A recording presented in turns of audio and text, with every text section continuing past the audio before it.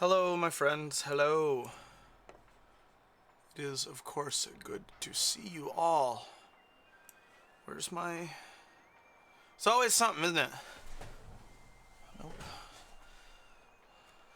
I rearranged my desk after we mounted the TV where it's mounted. And so... I can't see the whole TV where it is currently.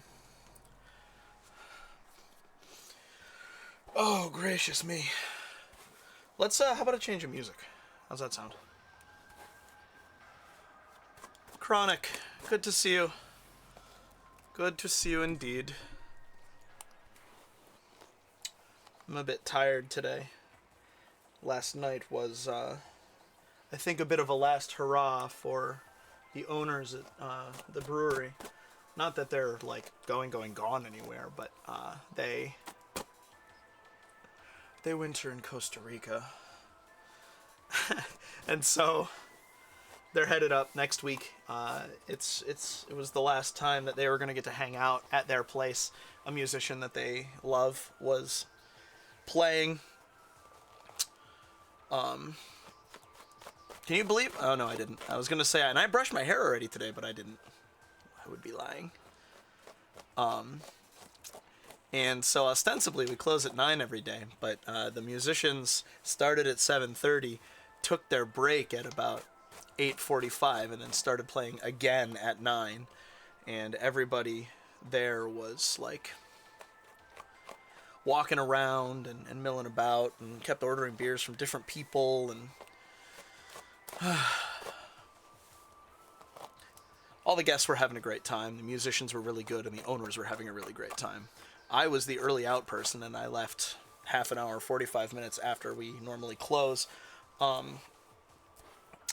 And as I was clocking out and saying goodbye to people, the owners are a couple, and the lady in the couple had started to dance right in front of the stage with her friends and stuff. And so it's like, oh, yeah, this isn't going to end anytime soon. But, like, when it's loud like that and people are everywhere and you can't navigate the space, can never interrupt a dancing lady. It's true, Snarky O'Sharky. Good to hear from you, too. Alright, we got 22% left to clear. Let's see if we can do this. I think we can. I've advertised it like we're going to be able to, but, you know. But so it was just... it was just exhausting. And then... Normally I have at least a beer or two on a daily basis, but last night I didn't, which was, of course, a good choice in terms of habits. But I think my body has gotten accustomed to it in such a way that I did not get the rest that I had thought I was gonna overnight. It was very hard to get up. Sorry, I should have taken care of this before. But, alright, so. No, stop it.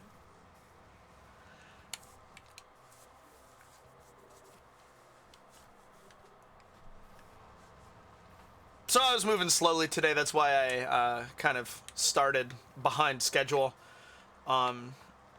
In theory, we don't have so much of this left that it'll matter, because Morgan and I have a nice waspy steak and martinis evening planned. I don't think we agreed on a movie, but that's normal.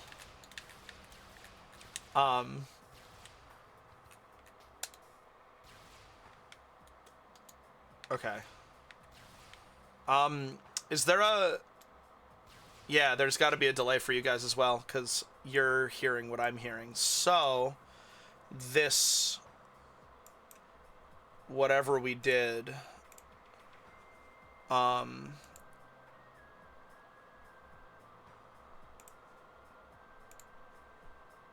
isn't gonna... That's not gonna work.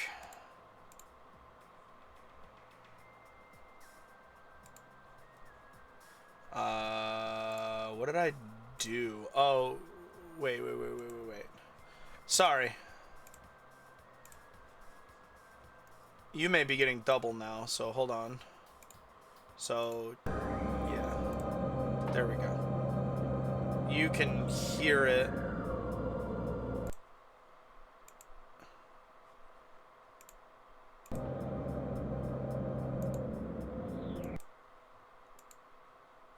I don't understand why it does this sometimes. Like sometimes it's really difficult and uncooperative, and then other times it just works.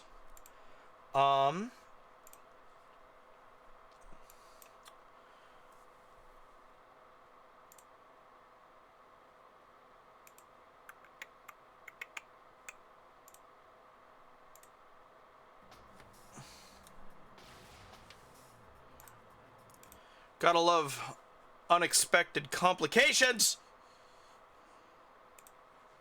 Just what I needed today. I've been a little crabby today. You know, I don't mean to be, but it happens. So you can't hear anything right now. Is that correct? Maybe not. You probably can hear it.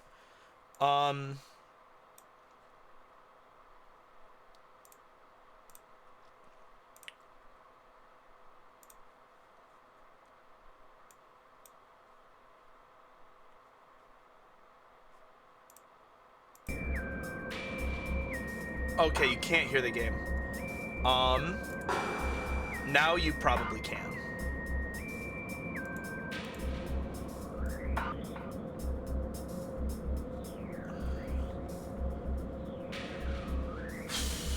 But I can't. Thanks, guys.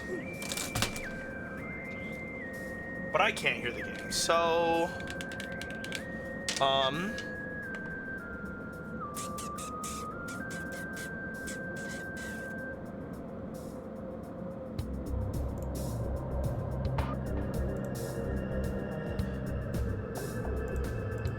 Usually, like, doing this works. So...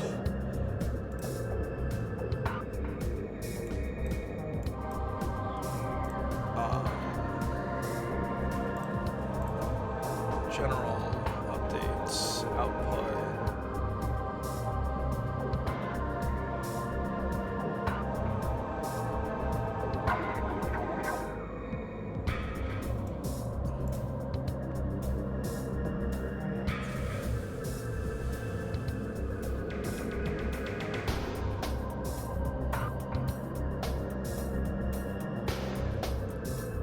I always forget where...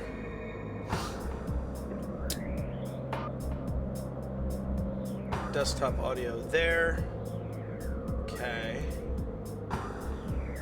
Monitoring device. Okay, hold on. We'll do this, and then we'll click on this again. Now we'll hit apply. Oh, all right. Okay. So now, and now we'll go back over to here, and we'll do that. What fun we're having!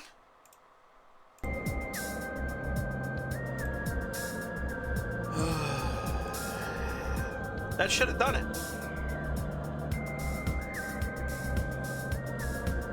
It was in advanced. So my streaming software, OBS, is not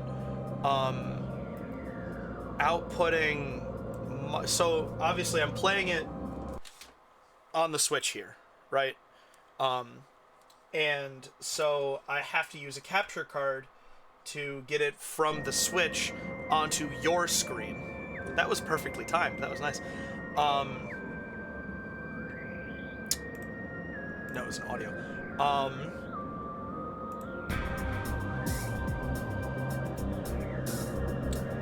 I have to use the capture card to get it onto your screen, but my headset doesn't have a 3.5mm headphone jack, which is what the capture card has to output directly from there. So what I have been doing is passing the audio through OBS into my headset, and then OBS monitors the audio that my desktop is outputting. And for whatever reason, that there's no delay on that. But there was another option directly in the settings for the capture card, the way that the OBS sees the capture card.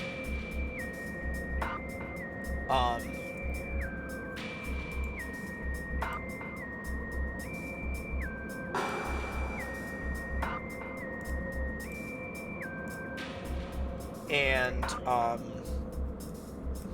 now I can't seem to get this to work.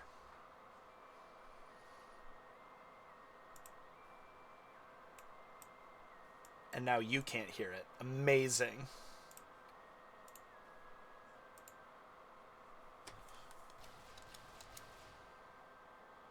So, can we hear it okay? You can hear the music? The pitter-patter of metal feet?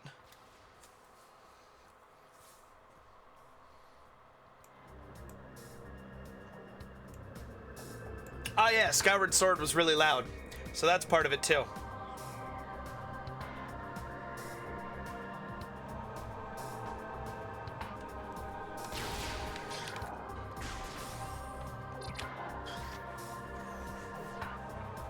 Okay.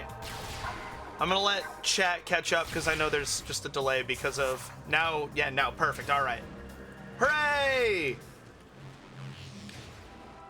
I know what I did. I can't explain it very quickly, but I know what I changed. I don't know why what I changed worked. That's the kind of day I've been having, though. Actually, it feels like the kind of year, 6 months I've been having.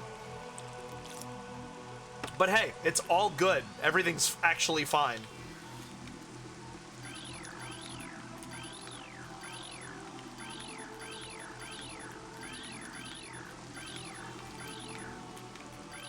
Great.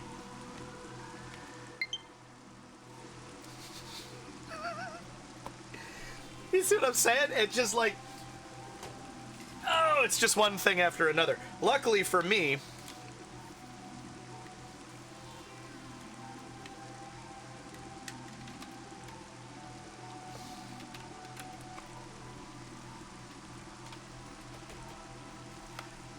that one's an easy fix. All right. And it's so the reason that it's so frustrating to me is the fact that it feels like it's all of these things are in the way of me working on my book. Which, like, I know Morgan's okay with me putting off the dishes for a day if it means that I get to write. So, like, that's not what it is. Let's start with Chozo Ruins. Just make sure we've got everything there. But at the same time, it feels like everything takes so long, and there's always something that's like, you know, a dirty house leads to depression, and we're entering the dark winter months, and so I should be doing what I can in order to combat depression in myself and my spouse and my cats, but they'll be fine. Morgan is particularly allergic to mold, and so failing to do things that will combat mold specifically, that feels like it's oh no, not those stats.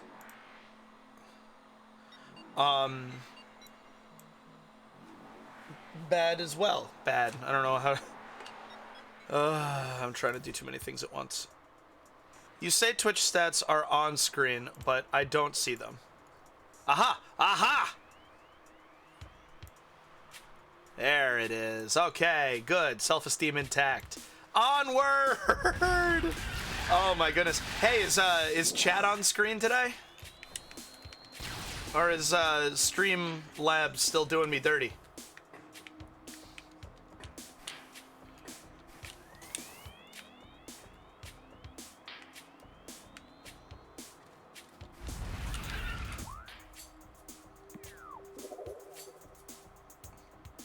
Yes, okay, good. I have plasma beam, so that means that I have grapple. So at least that's working. I'll find other things to complain about, though, I promise. Chronic, are you familiar with the Sly Cooper series? That's what I'm playing next. That's what where I'm taking. Oh hat gna way Oven 1. I'm doing well. That was harder than I expected it to be. I am doing well. I have a lot to complain about today. Some of it's even reasonable, but the rest of it is just me whining. So, were you around, Chronic, for my first Let's Play? Or not my first Let's Play, but my Let's Play of the first one? No! No, it was almost perfect. Ah, the pain. Ah, okay, it's all good.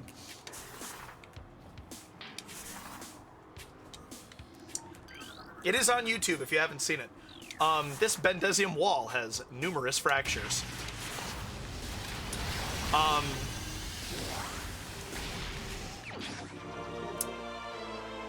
gonna be playing 2. Sly 2, Band of Thieves. It is...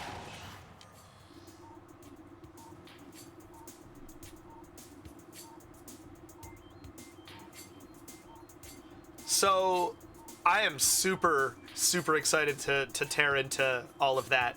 I gotta read this Chozo's script, and I want to respond, or say one more thing about Sly 2 versus Sly 1. So,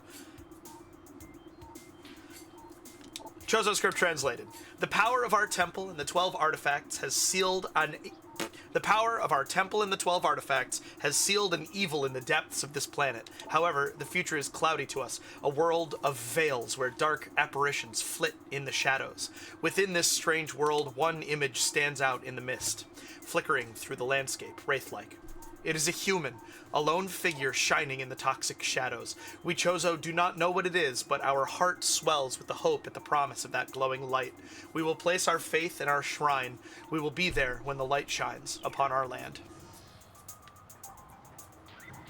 Data received. Analysis of Artifact Temple complete. Return artifacts to gain access to Impact Crater.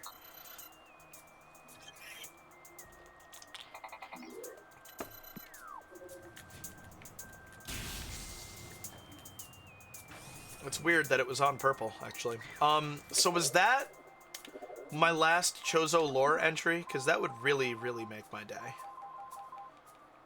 It is! I did it! Yes. And I am done with that. I have a couple creatures left, but I'm pretty sure it'll be fine. And I still have one freaking artifact scan. Okay, we're in an ad break, and then we'll jump into our laundry list of whining.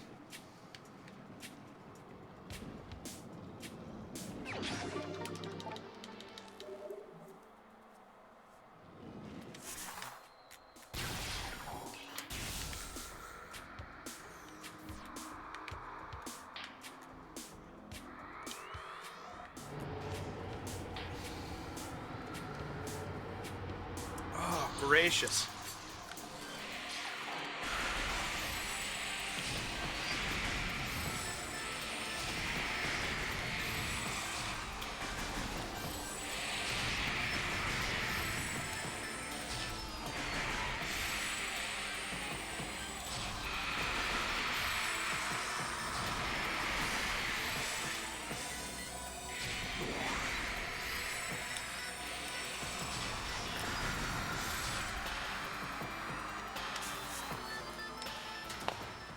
with the elbows. That was nice.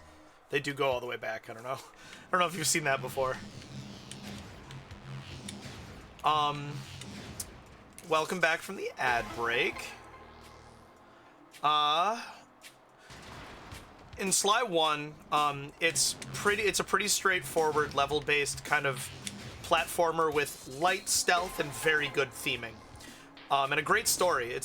I remember it being really well written. I've never, I don't think, done a playthrough specifically to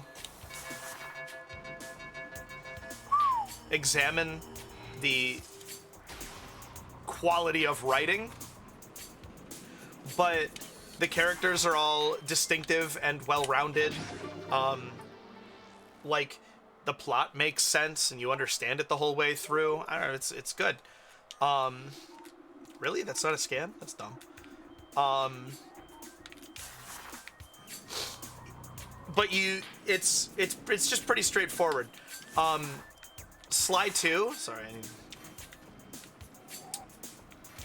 you actually play as the whole gang. The Sly, Murray, and Bentley. It's a raccoon, a hippo, and a turtle. Where Sly is the master thief, Bentley is the technical wizard, and then Murray is the big strong guy who's also there and can drive. He's the driver. Not that the others can't, but Murray is the best driver. In Sly 2, they each have something to do. They all... Whoa! I just hit 10 subscribers. This might be a first for me. I have a feeling it was a freaking Prime sub, so I didn't see it. But thank you, whoever you are. And somebody bought me a coffee last week, which I super duper appreciate. I'm drinking it right now. Thank you. You guys take care of me. I really appreciate it. Oh no, that's frustrating. I mean, more for you than for me, but also if yours, I kind of count on yours, Snarky. So if I don't have it, then I can look forward to 11.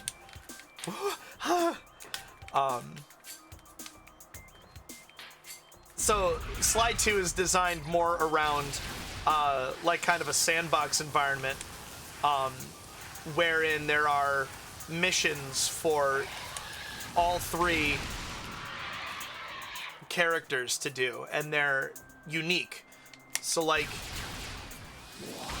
Bentley has hacking missions that you have to play as Bentley, navigate the overworld, initiate the mission, and then do it as Bentley, which is super fun, and also really drives the feeling that they're a team. And then every area kind of culminates in this heist mission where things have to happen simultaneously in real time, but all three are involved, and so you jump across from character to character. It's really clever and super fun, and I'm really looking forward to showing it to you guys. Showing it off, you know what I'm trying to say? There we go. Just had to remember where we were going. Apologies. I got caught up in what I was talking about. I've said this before, and so I'm sorry for repeating myself, but it's this series that I don't think gets as much attention as it deserves. And so I want to be a part of getting it that attention. I'm very disappointed in this. It's reflective. And on the GameCube, you can see your reflection, but not on the Switch. It just seems bizarre. It seems weird to me. So, Evan, what's got your goat about Pokemon today? Or recently?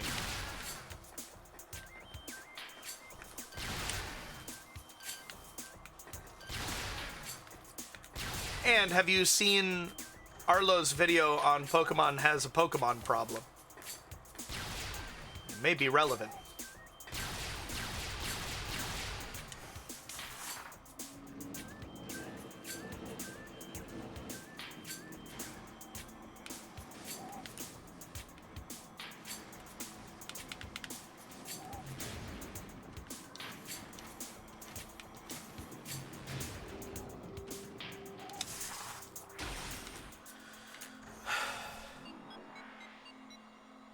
This was wrong.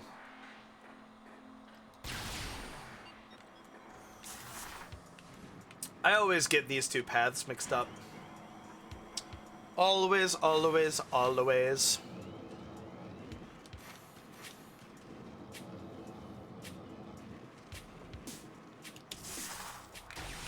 Also, I have a lot to do in Phendrana, and this would have been the way to go for Phendrana, so...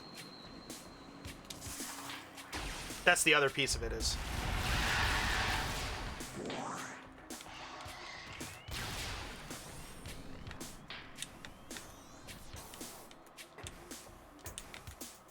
Honestly, I wouldn't be surprised if they patched getting up to that.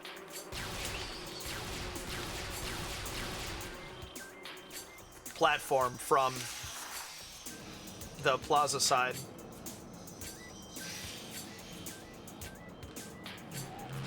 You can definitely do it on the GameCube. I have done it on the GameCube. I couldn't make it happen in this. And one of the best things for you guys about the Sly games is that they're voice acted. So you'll get to hear somebody's voice other than mine. Not that I think there's anything wrong with my voice. I actually quite like it. But variety is the spice of life. What am I doing? I don't have to...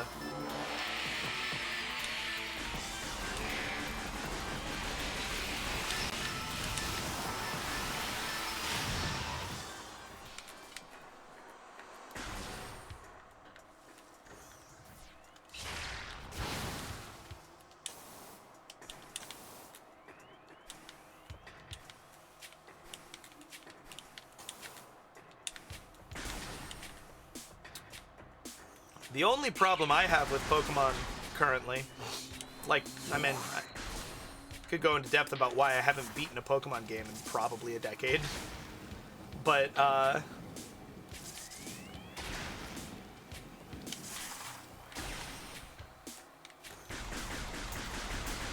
is that open world games take so long. Oops, I held jump and tapped shoot. I needed to hold shoot and tap jump.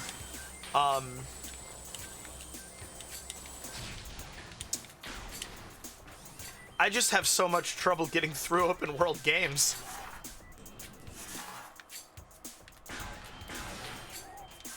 Tears of the Kingdom is still mocking me for setting it down. Hell, Breath of the Wild still has stuff I haven't done, and I'm not talking about Korix. I haven't hit all the shrines in Breath of the Wild yet.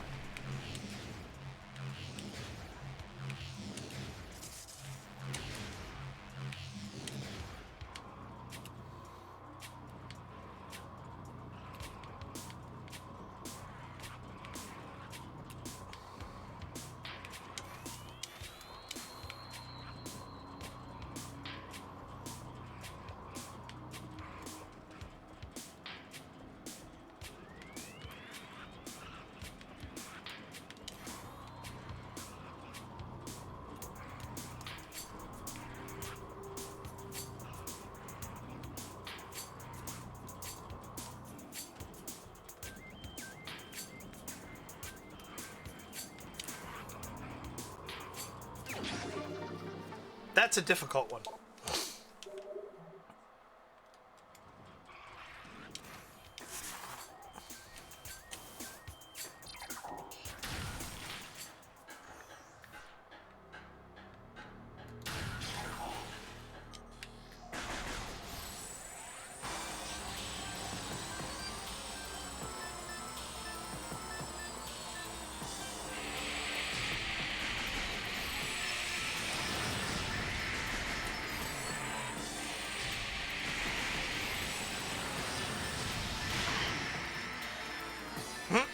little corkscrew action there.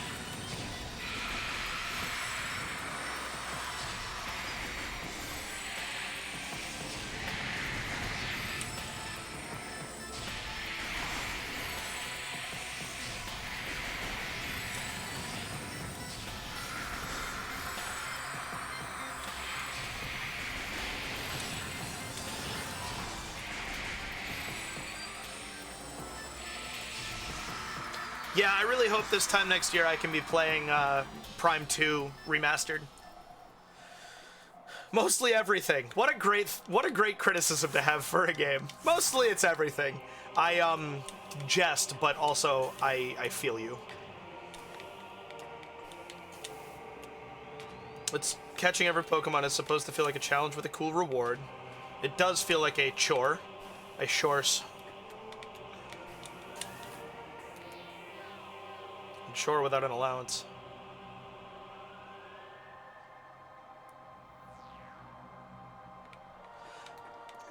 Shinies in Arceus, I understand, were well executed. I didn't open world, so I didn't get very far in it. But the fact that you could tell, and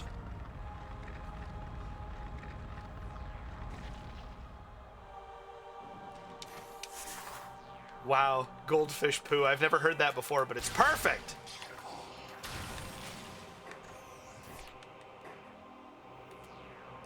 I believe I have this. Yeah, I have this scan already. I just got to make sure. I don't remember. I already have it. There. Okay, this one.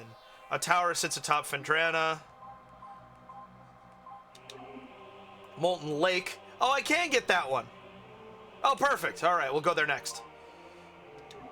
Sun, near Phendrana's shores. Within the ruins of our home, we honor our fallen elders in a great hall. I think that's actually where I am. Tall cave stands at Phendrana's edge, and this one, I don't know. This is the elder. This is the Hall of the Elders, where I am right now.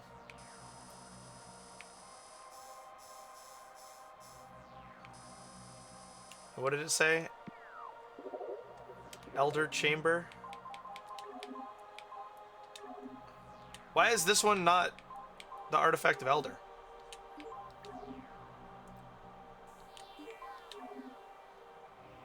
We honor our fallen elders in a great hall. A chamber beneath this statue holds the Artifact of World. Oops. It really throws me off that minus is the menu and plus is the map. Yeah. Okay.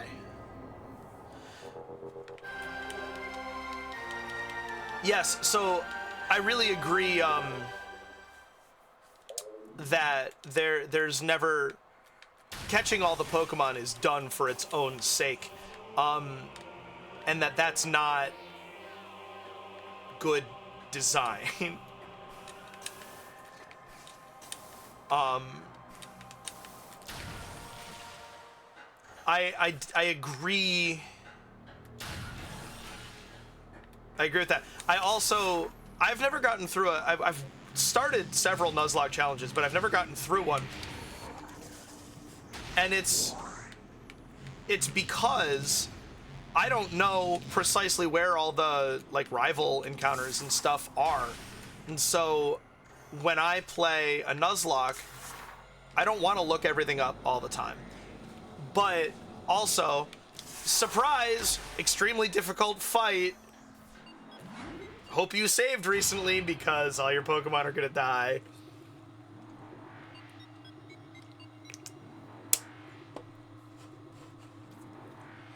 And this concept of a goldfish poo character is so good.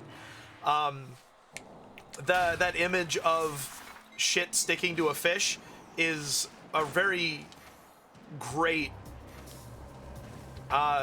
criticism for the rival character trope in Pokemon.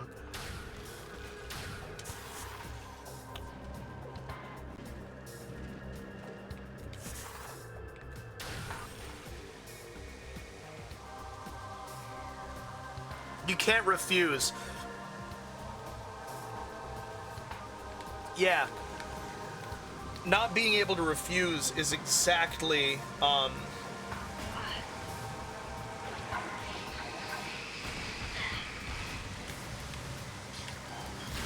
not being able to refuse is exactly the problem that I have with it too. The example that I always think of is I think it's Azalea in Gold, where you can't get into Elix Forest until you fight Silver.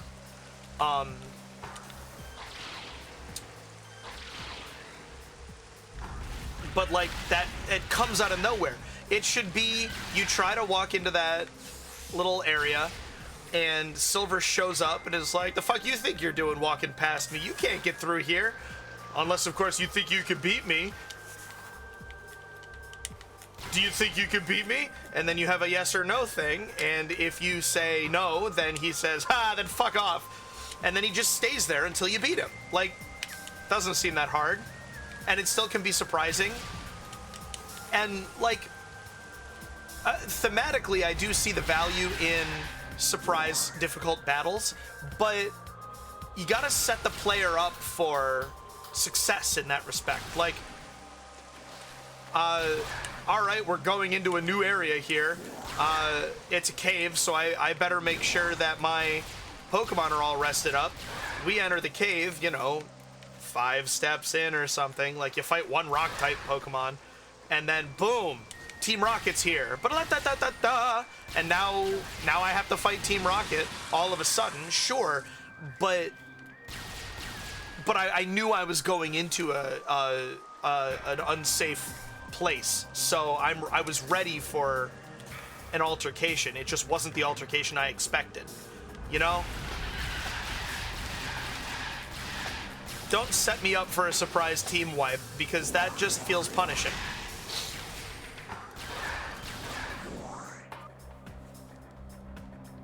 I have to look at this. I apologize. It's a Patreon moment. Heard. Cool. Now I know.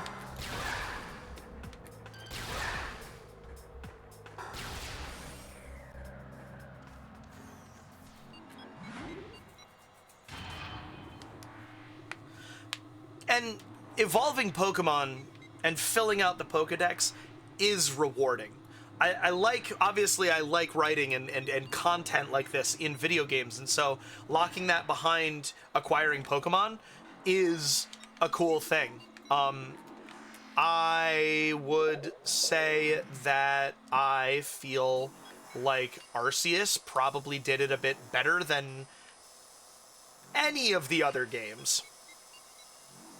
And by a bit better, I do actually just mean better. Wow, I am not at all where I wish I was. Let's do it this way.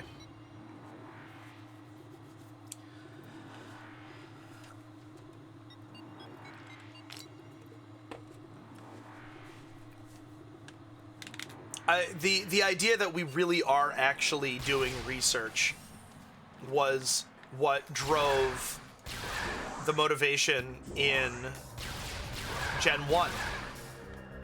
And your rival sticking to you in Gen 1.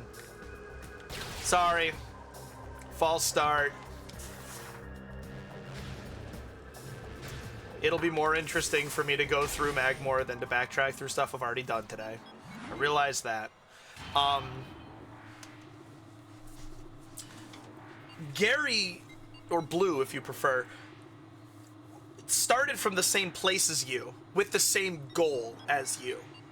And so that parallel driving the story actually worked really well and made sense and stuff.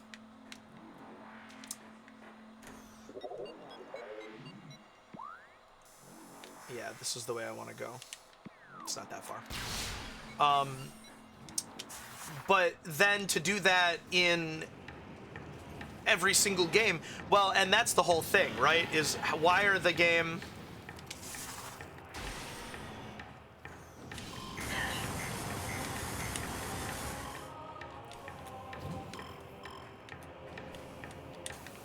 That's a bad flavor moment. You're correct about that. You are correct about that.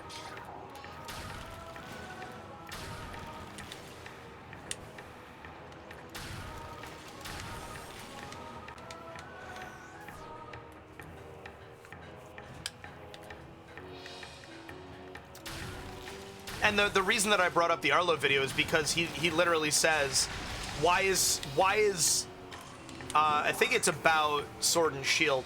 Why is Sword and Shield only barely not the same game as Red and Blue? How is it so close to Red and Blue? How is it that close to Red and Blue, you know?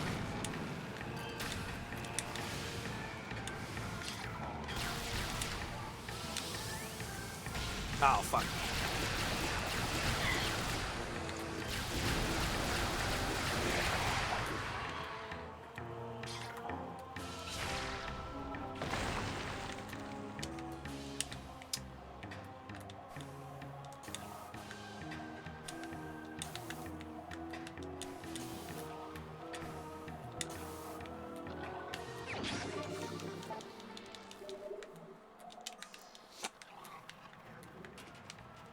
Ooh. The burps.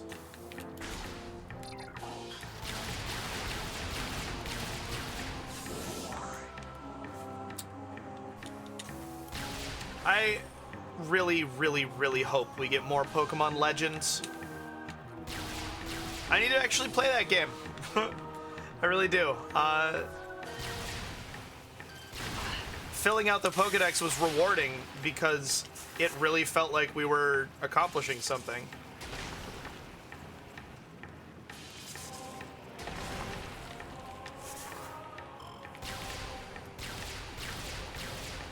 The hell?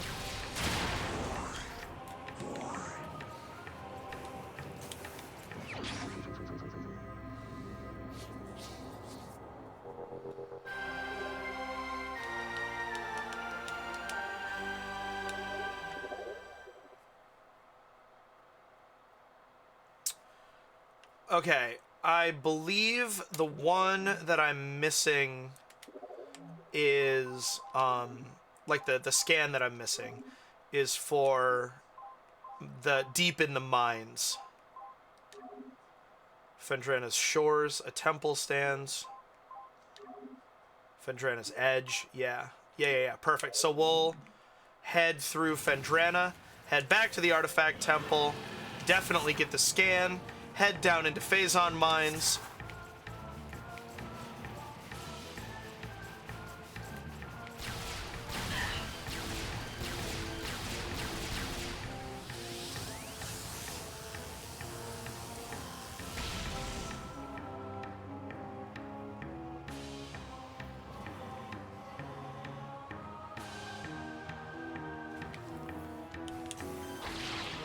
Is that really the Elite Four's role? It's always felt ceremonial to me. Like, the whole point of them is they're the culmination of the Pokemon League.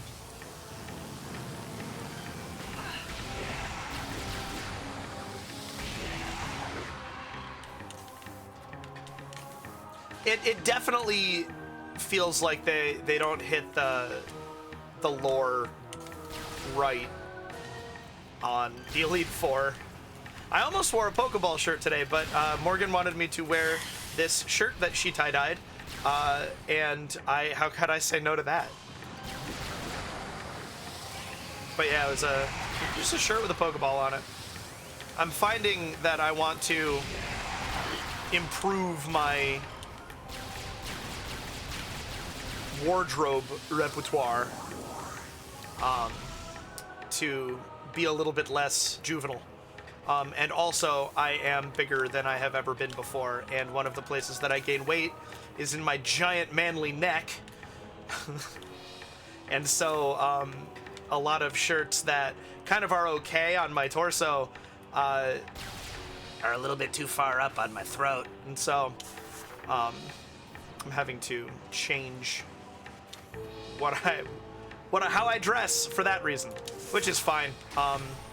I see other people my age wearing things that I might wear or might have used to have worn, might have.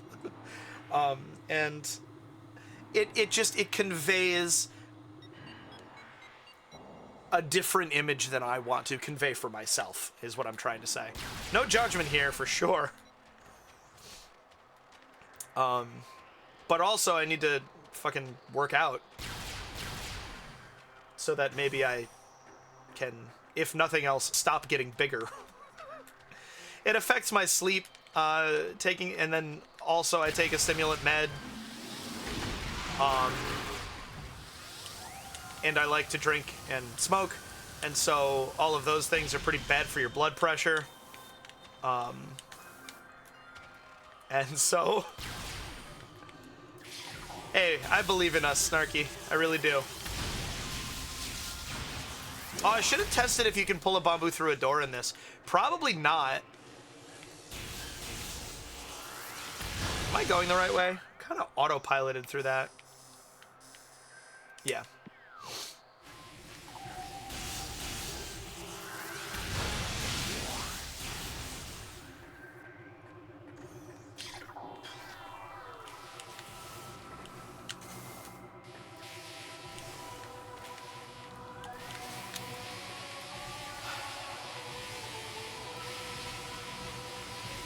Another problem with the Not So Elite 4. Excellent, good start.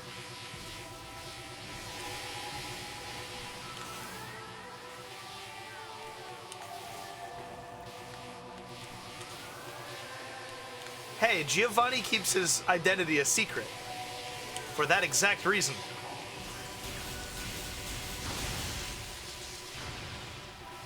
Not fired.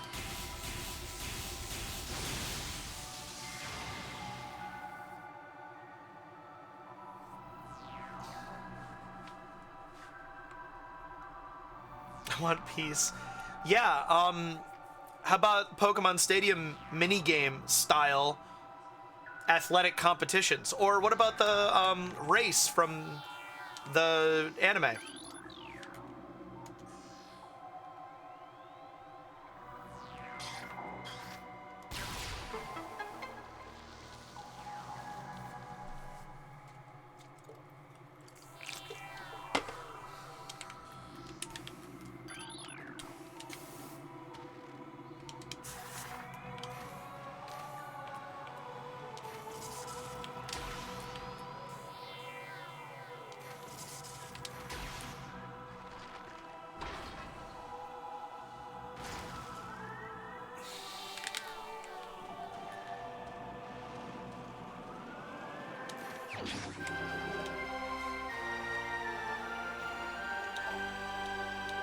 That was a really well-timed RGB.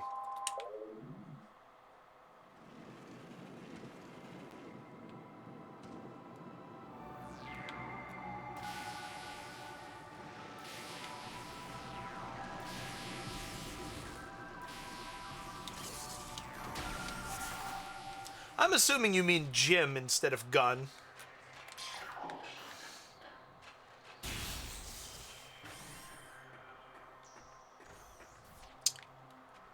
Now we must go deeper.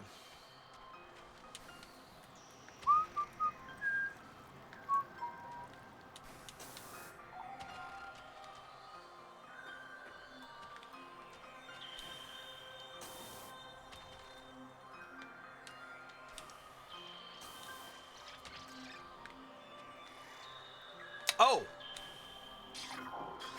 This would have driven me crazy.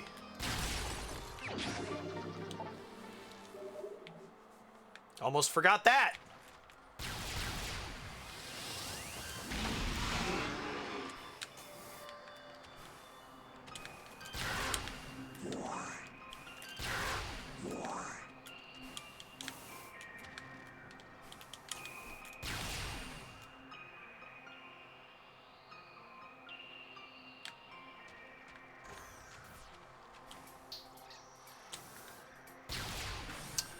I actually do want to go front ways into this. All right, welcome back from ad break.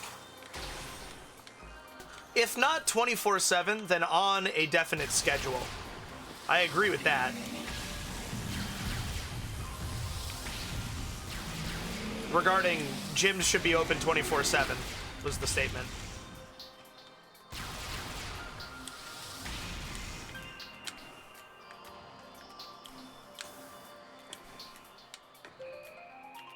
So all of your ire today is directed at Gen 1? Is that what I'm feeling?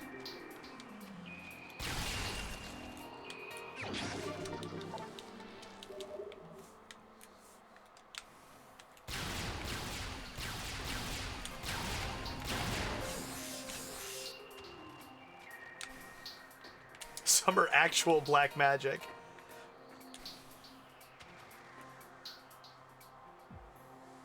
It's Whitney in Goldenrod City in Gen 2.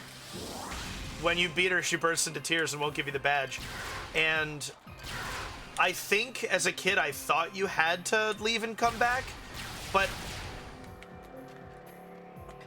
turns out you just talk to her again.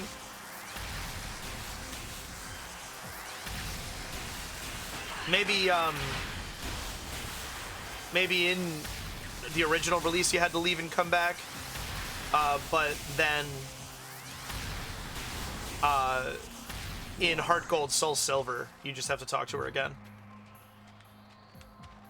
Yeah. Just not how the world works.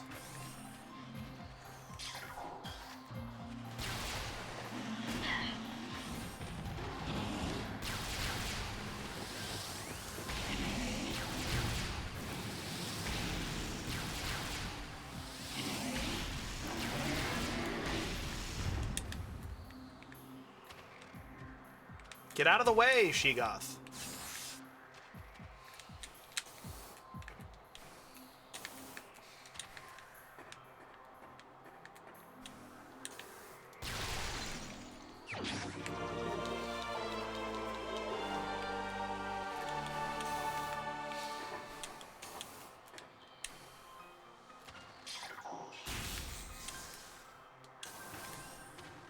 There shouldn't be anything left in... Oh, no, I have to... Yeah, so the question becomes how I want to go about that.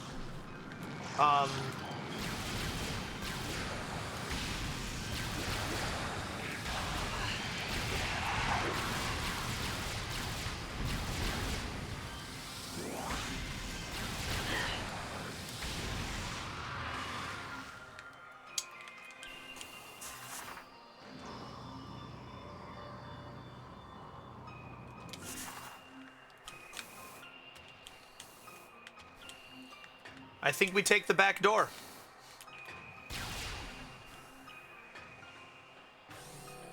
Jokes.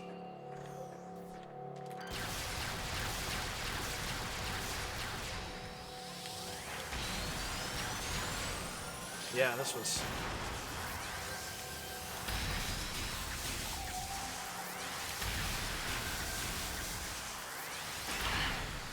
That's a better experience for me, for sure. Oh yeah, there's another... This is good I'm going this way.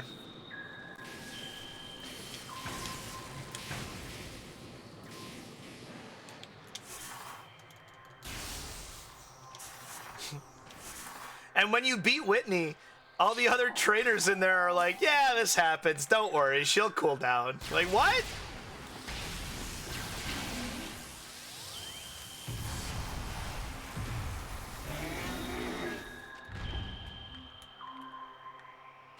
$25 missiles for that. I can't decide if that's worth it.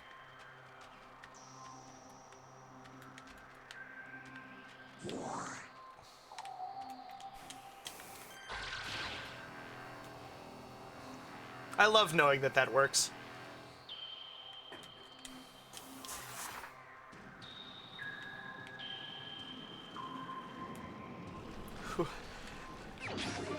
Who hires these people? How do they have jobs? What sustains this economy?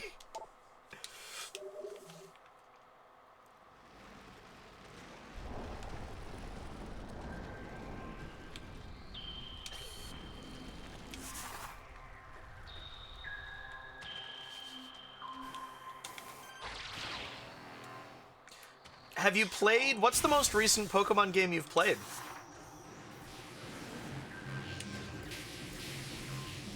And also, what's got your jimmies in a rustle today?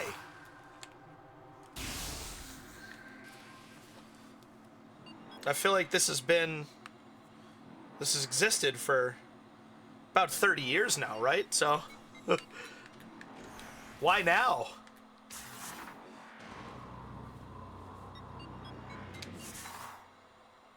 Where does this go? I don't even remember. Magmar South.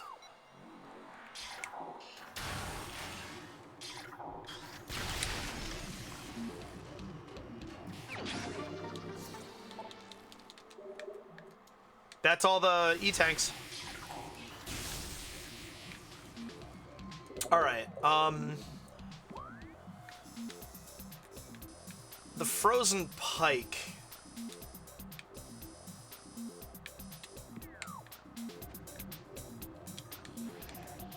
Doesn't have anything hidden.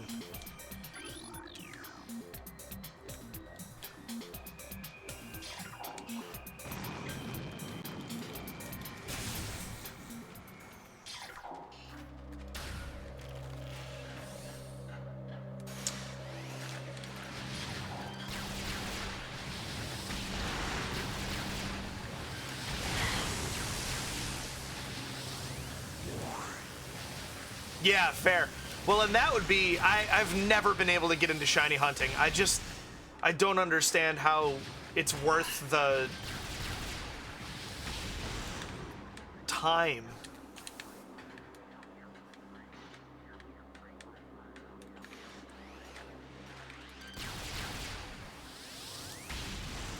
And hey, I'm sitting here 100%ing Metroid Prime for the umpteenth time. Not to mention, like, randomizers and shit, so I imagine it's very similar. I will say, from a pure gameplay perspective, I do enjoy Pokemon. If it weren't so slow. And that's the biggest thing for me, is just how everything takes forever. But then on top of that,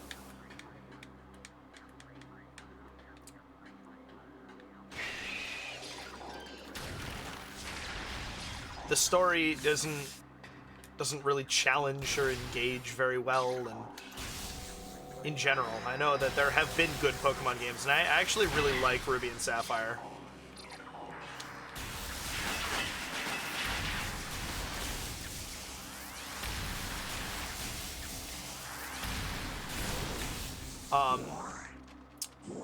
But I have found a lot of enjoyment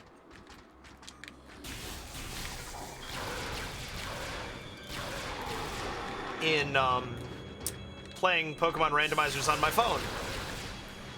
You do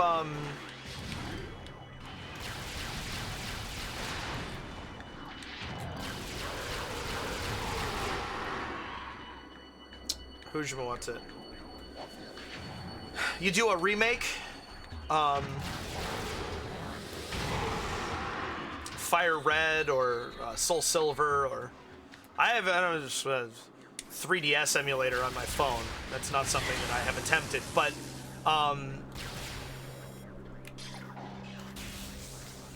you randomize wild Pokemon locations. You include Pokemon from... You make it any Pokemon, not just shuffle what's there, but like...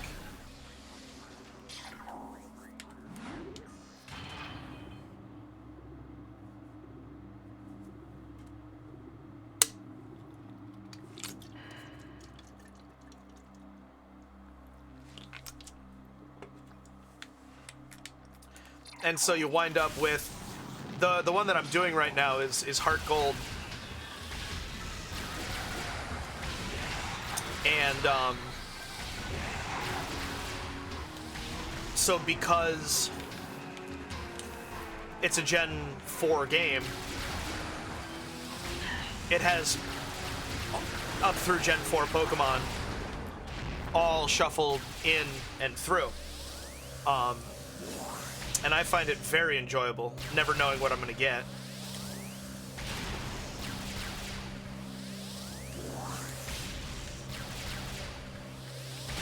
That piece never made sense to me either. Do people in Celadon City have to travel all the way to Pewter to start their Pokemon journey? Or does Brock have a higher level team that, you know, if you have one badge, then he'll pull out his level 14 and 16 Geodude and Onix, or how does all this work? That's something that never made sense to me.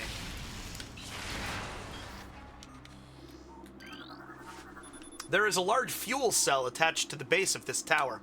Energy readings detect rapid fluctuations in power levels. The radion-based outer casing, of the structure appears damaged and unstable. Hiya!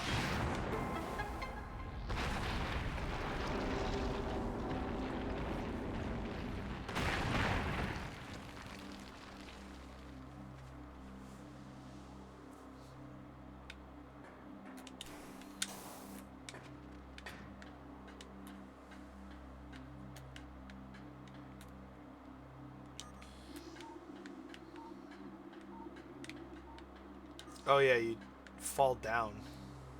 That was hard to see. That's cool. That feels very organic.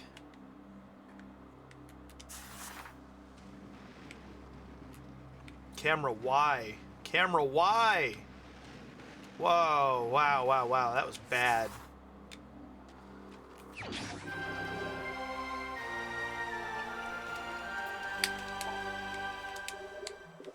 All right.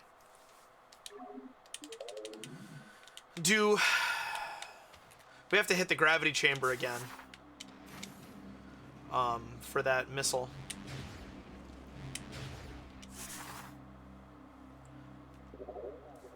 You say 93% of items. I'm missing... I can account for 2. 3. Which means 4... I can't account for.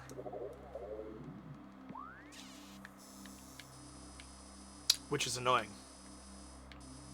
Do I have a... No, I don't have a counter on my world map.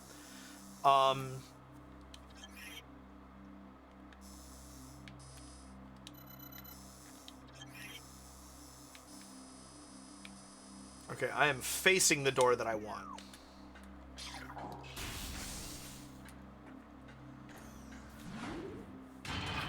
Legends Arceus was good. I didn't get very far through it. I got to the first boss fight and went, wow, yeah, this is a breath of fresh air for Pokemon, and then I didn't play anymore. But I don't know, I thought the you fell from the sky thing was weird, but I don't know. I can dig you're the only one around who's not cripplingly afraid of Pokemon. That's some good flavor, in my opinion.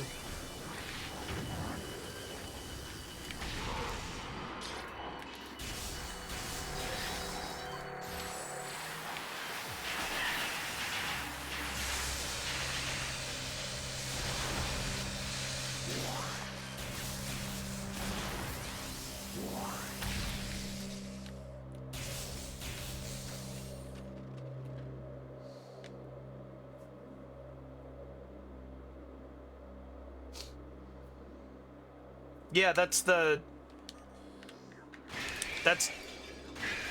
terrible.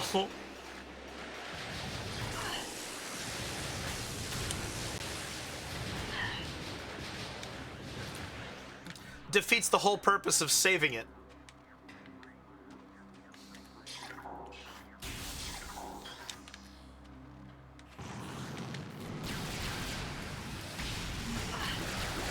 Oh, there's two pickups up here, so that's 4.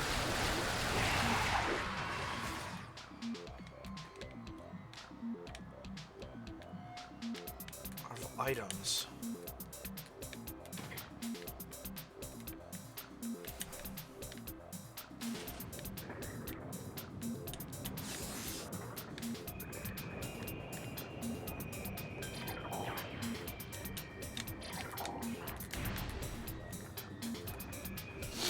Interesting.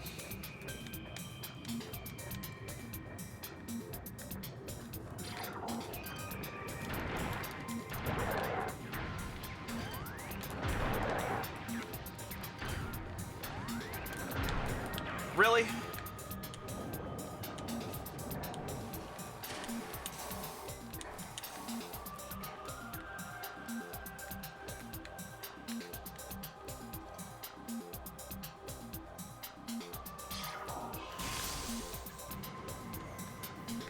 Some Pokemon are only available if you gamble enough. Which is not actually true, because you could just buy enough coins.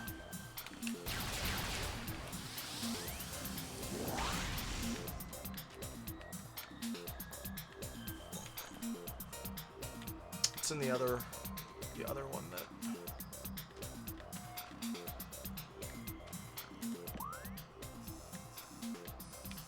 Okay, this is the gravity chamber that I'm headed toward. Got it. Perfect.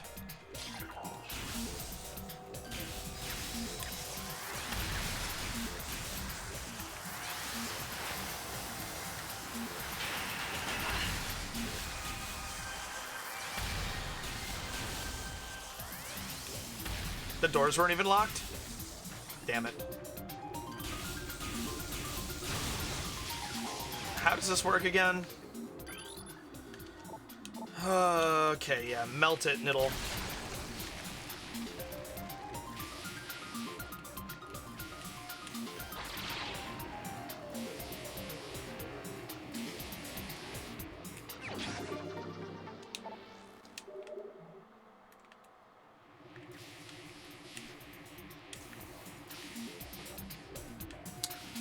I am just gonna go back out the way I came in.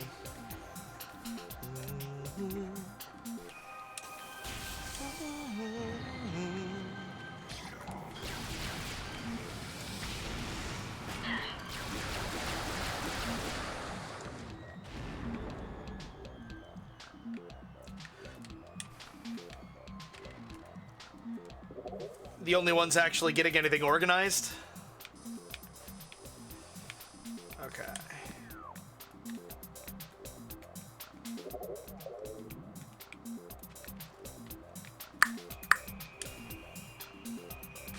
Oops.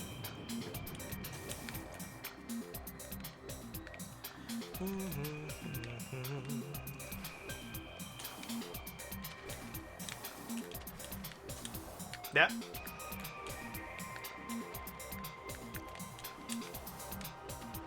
There we go.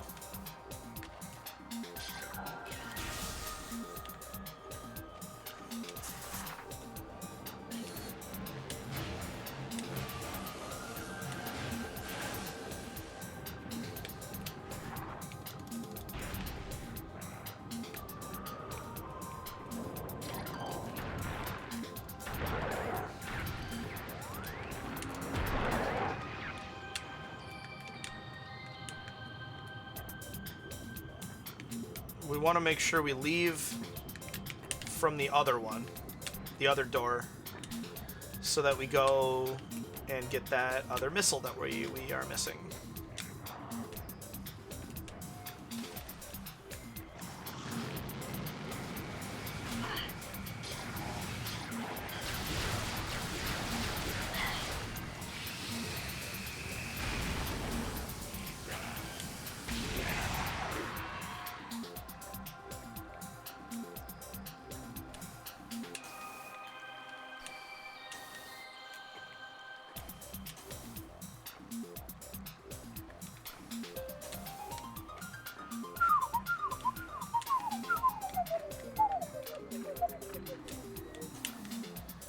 I can only whistle so low.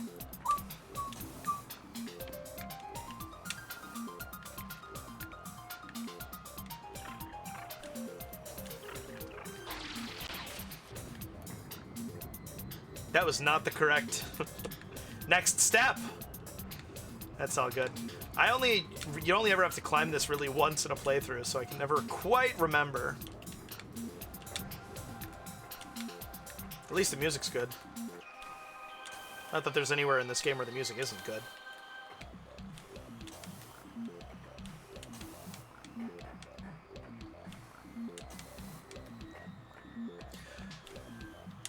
At some point, for my own purposes, I think I will do a playthrough of this with the GameCube controller on hard. I think that sounds like a lot of fun. Where do you want me to? Oh, there's two. That'll do it.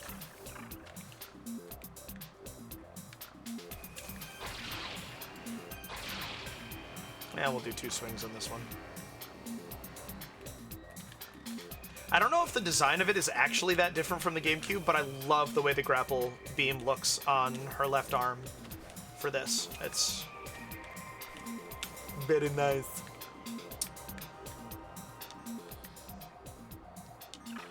Oops, let's just...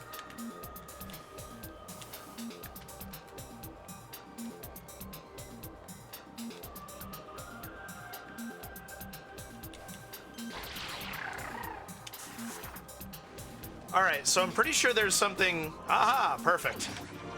Perfect. That explains everything. Now, impact core is estimated to be 800 meters from termination point of Phazon Vein Omicron. Phazon Vein Omicron has the highest yield per cubic meter of all excavation sites. Drones reporting for mine duty must check in at Control Tower for debriefing. Control Towel. Yeah, video games have always, or traditionally, had a problem with actually populating their worlds.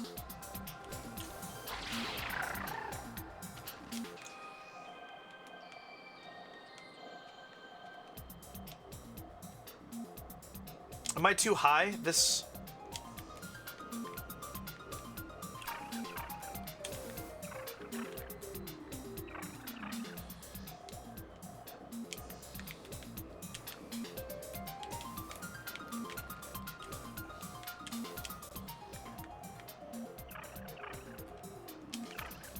Not remembering where it is.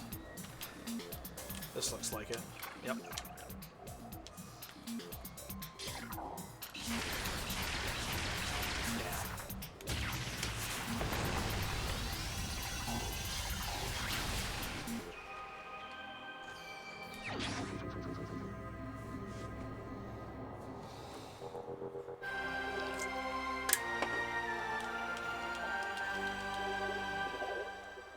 Only one more left, kids.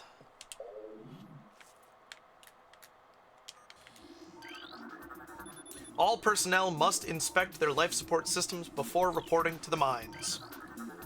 Final transmissions from the Orpheon point to a massive security breach. It was me! Orpheon crash site is an orange-level security zone. Drill rig operators are to report any symptoms of Phazon madness immediately.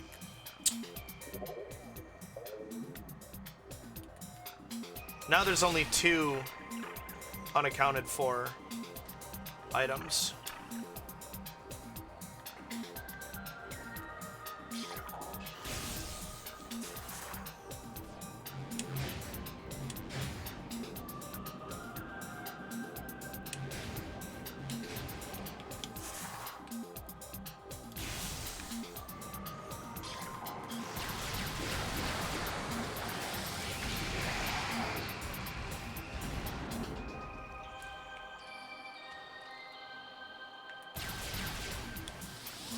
Half-Life 3 confirmed.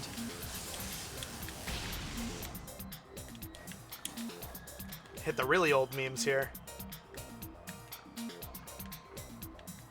Where do I... Ugh.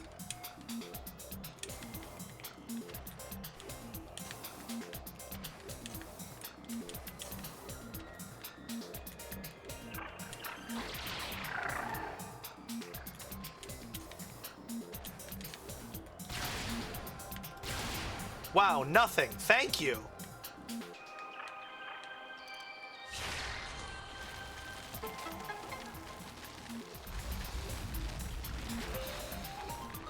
I'm doing well. Prime is going fairly well. I'm getting a little worried that I am not gonna be able to... that I'm not gonna know which precise pickups I don't have. And so there may be a little bit of wandering, considering I'm pretty sure there's 100, and I really can only account for one more item. I'm hoping that kind of as we progress, I'll just stumble upon it. But you know, I really feel like plus should be menu and minus should be map, but that's just not how it is. It's driving me crazy.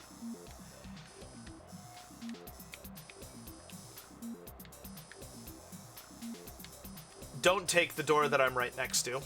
Good.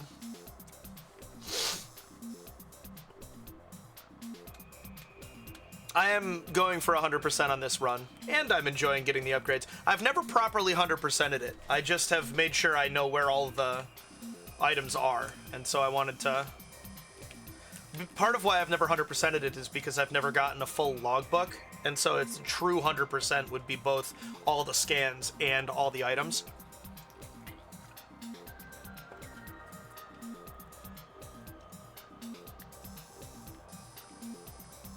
I think I'm done here, though.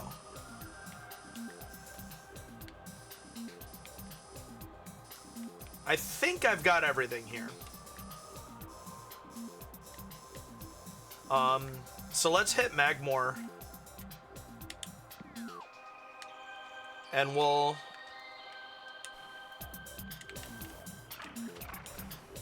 see what we're missing there.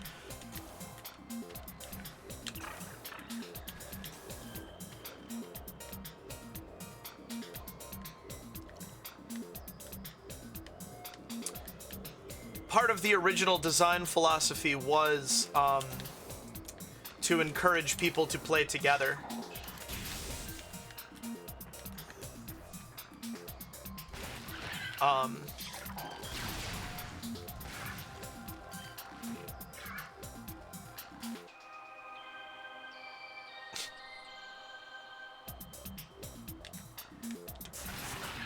And so I know that that's a piece of why they do simultaneous releases of the same game with moderate differences.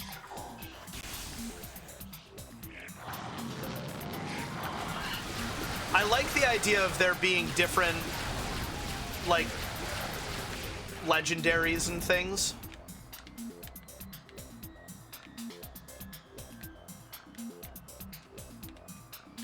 I do think that that is a novel concept for games.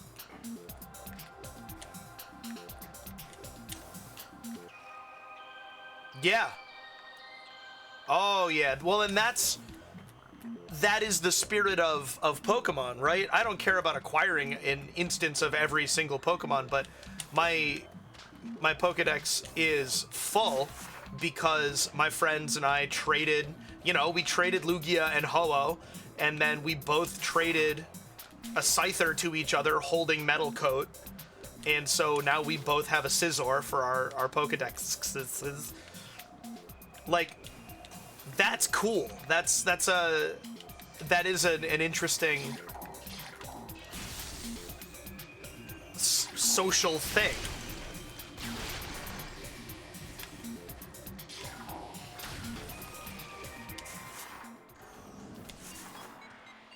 Scizor.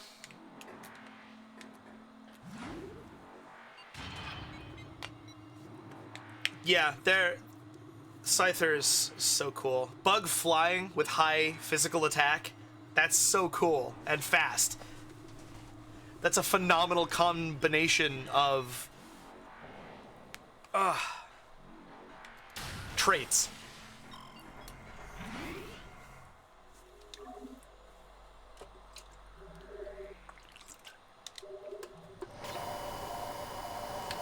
Do you know Excelgor? It's a Gen 5 Pokemon. one of my favorites.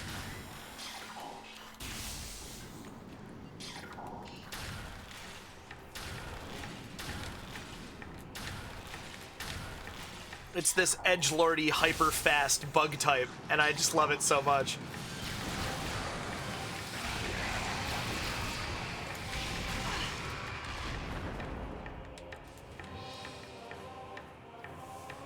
Yeah, that's fair. Scarlet and Violet are worth playing because they actually overhauled the... here, I'll type it into chat. They actually overhauled the game structure. I'm pretty sure that's how you spell it.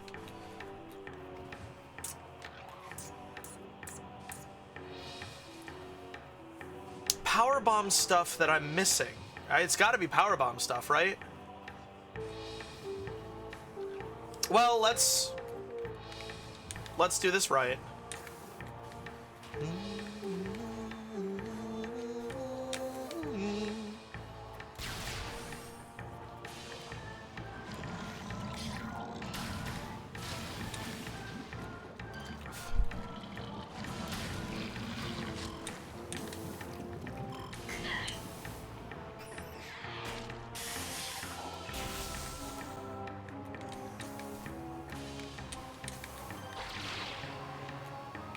For the record, Corvus, the way that you get it is cool too. There are Pokemon called Shelmet and Carablast, and when you trade them with each other, something about the process of trading them causes them to swap traits and evolve. Yeah, well, that's exactly what it is. He's this super cool, like, kind of edgy sort of... I don't know. I like it. It made me happy when I discovered it. And so when you you know what it is? Shelmet evolves into Excelgor, and Carablast evolves into Escavalier. And so Excelgor is a Shelmet that has shed its armor and become super fast as a result.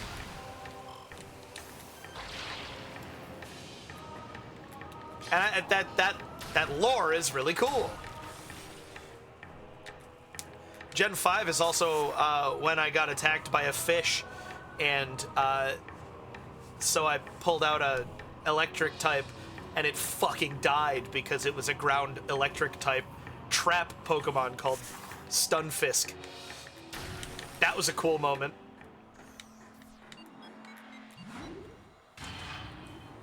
It just never feels like Pokemon games frame all these cool moments as well as it can. You know, it feels like there's always been missed potential. But as I said, Scarlet Violet actually address a lot of that. They are good fun.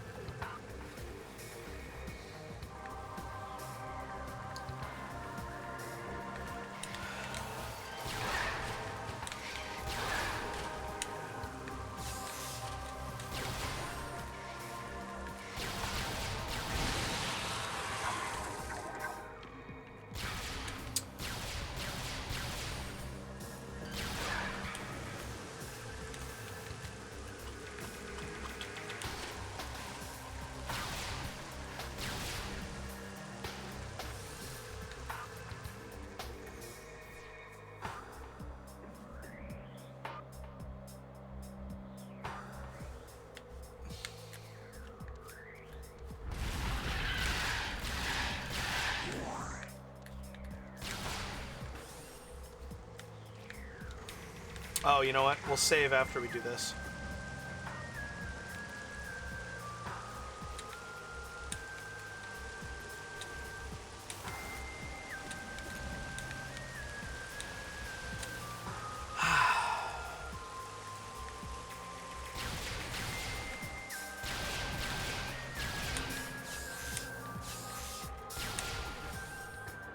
I'm interested in the answer to this too, Evan.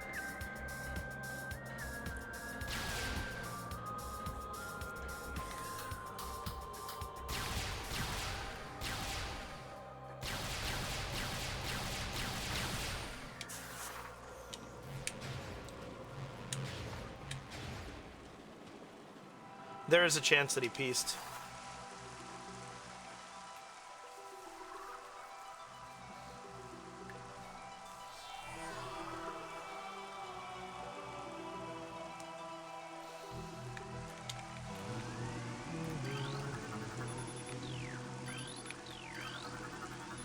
Don't do this to me. Don't do this to me. Yes! In my first playthrough, I didn't do this correctly, and so I didn't get to scan them all. Invaders mine the depths in their greed, forge a path through a tunnel of the great poison to claim the artifact of Newborn. Which is cool, because that's Samus. The artifact of Elder has been returned, artifact of Spirit has been returned, artifact of Sun has been returned. You have restored power to this Chozo Totem, this Chozo Totem, this Chozo Totem. Yep.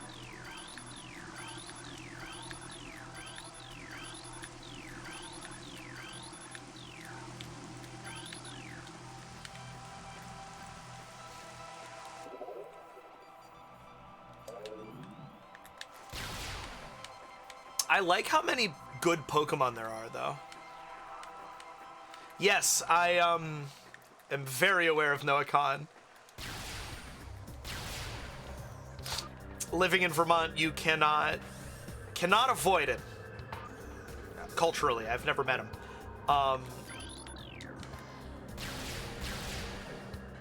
It is cool. Northern Attitude is an incredible song. Just the chorus, that tagline, if we get too close and I'm not like you hoped, forgive my northern attitude, I was raised out in the cold.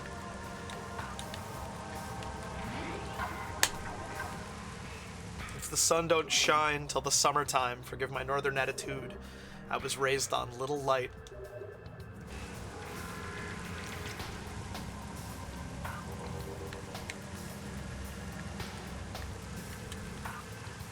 Alright, so. Yeah, he did a TikTok saying that that's the definitive version of the song and we should all stop listening to his solo one. Which I respect, but will not be just leaving. Porque no los dos?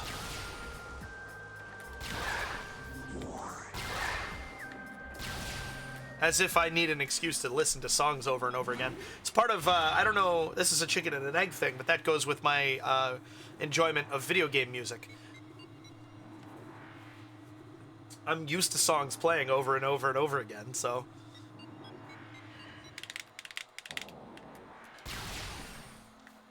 If the sun don't shine till the summertime, forgive my northern attitude, oh, I was raised out in the cold. Bum bum bum bum bum bum bum bum bum.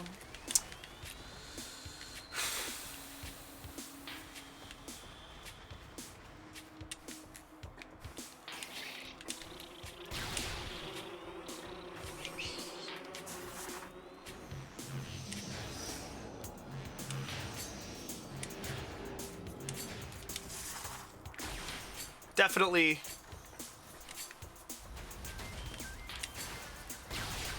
I so badly need to beat that game.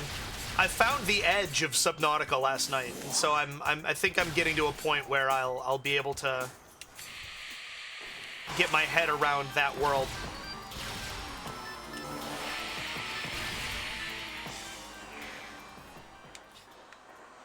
Which is good.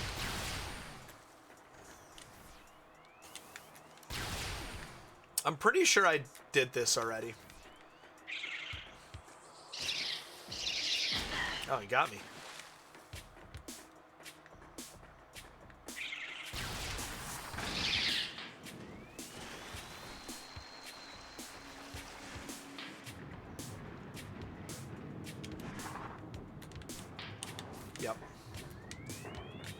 Is there a scan up here?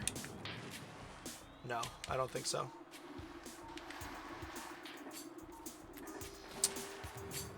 And I know I went up that way.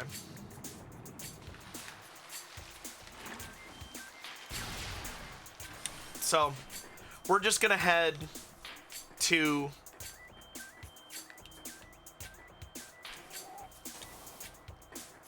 Yeah, I'm excited for you for that.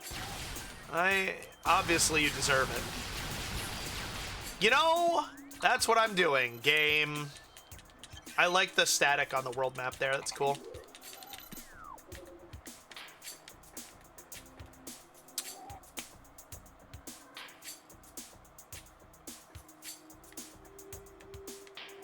I'm trying to think of powerbomb stuff here. But I can't think of anything. Keep me posted, Corvus, on your playthrough. Oh man, what a great time of year to just be home. Man. I can hear you humming Christmas carols from here, across time and space.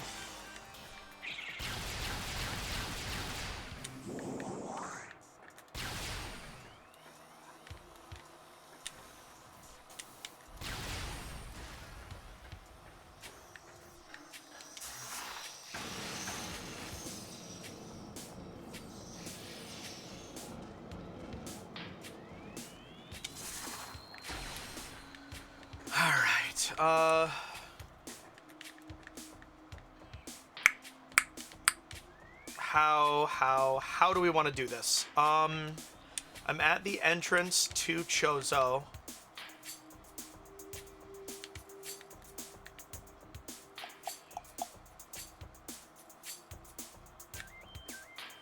Actually, we want to do Deep Chozo 2.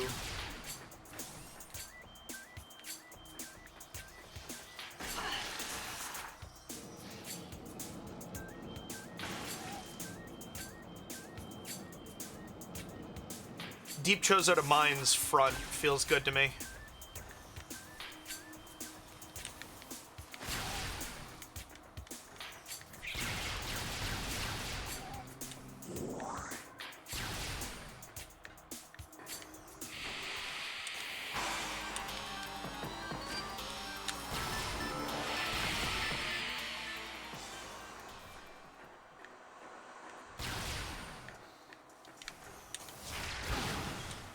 I bonked my head.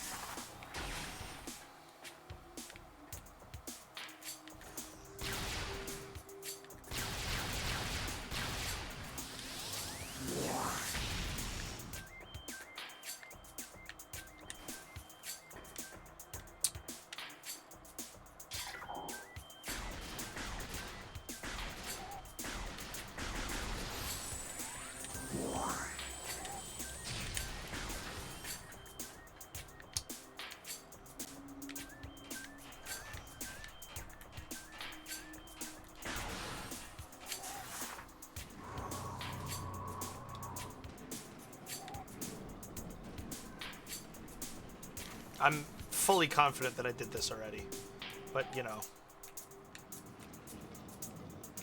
Yeah. If I don't know what I'm missing, then...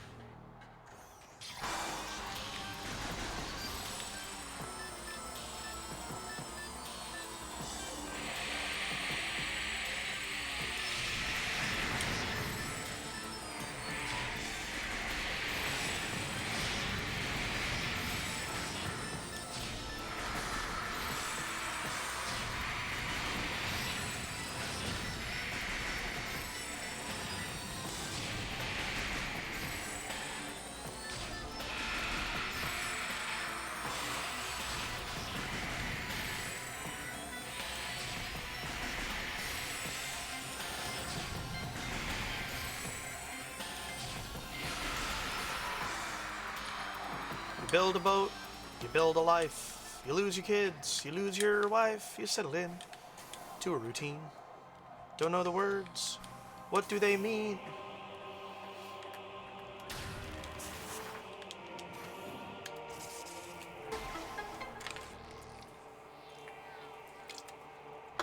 I already did this too.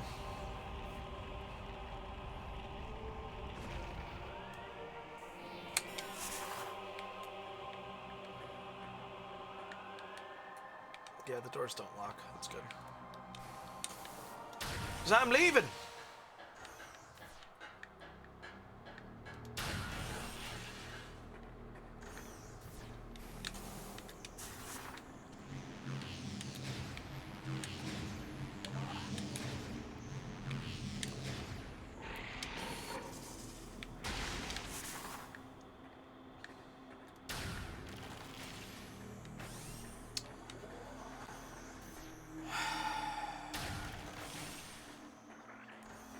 This should take me exactly where I want to go. I'm really stumped.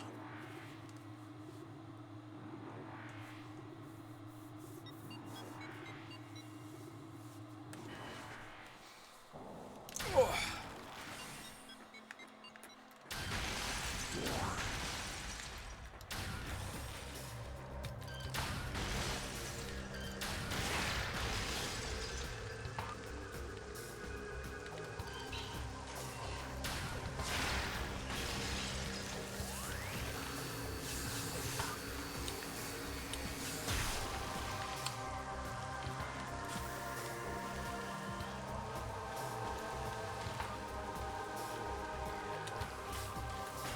And the frustrating thing is that I definitely missed it. Like, it's not like...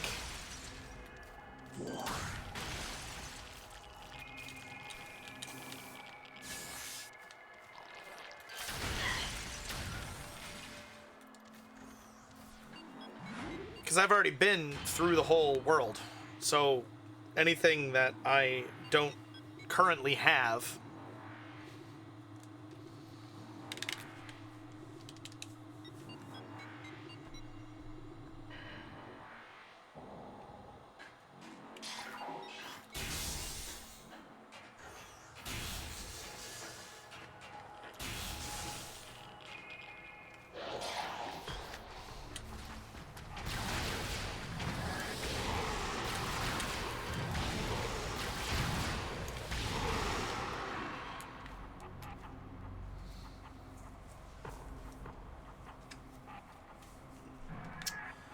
Let's go over it.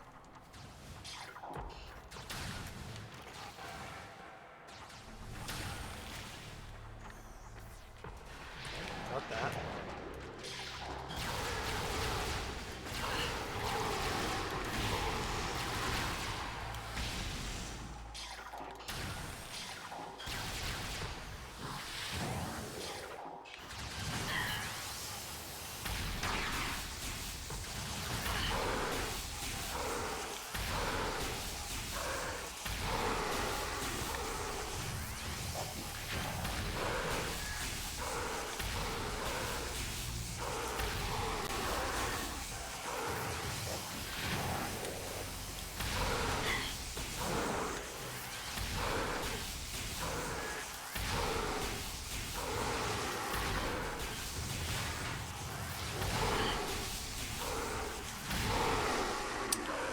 It's possible that after I beat Metroid Prime, I will get a,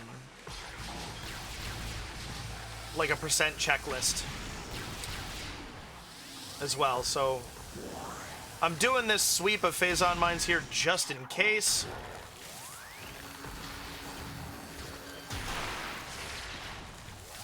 The fact that that doesn't kill them anymore is a good style, or a good design choice. I'm disappointed I can't shatter them anymore, but it's a good choice.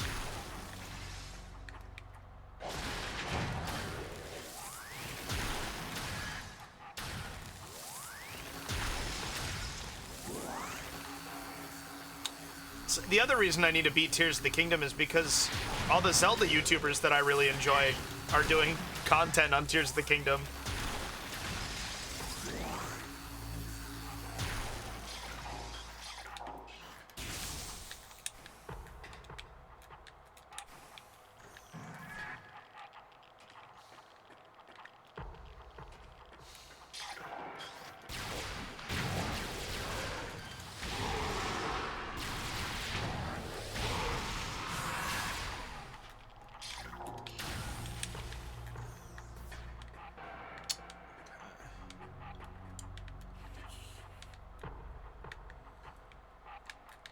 I was gonna say, I don't have to activate the platforms every time, do I? That'd be dumb.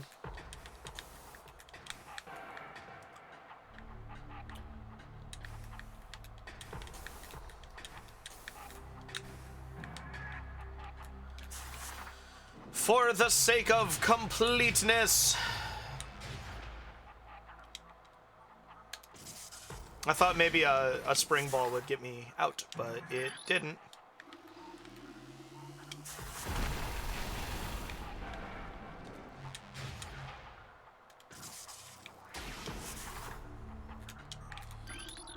I know in the GameCube there's nothing in these.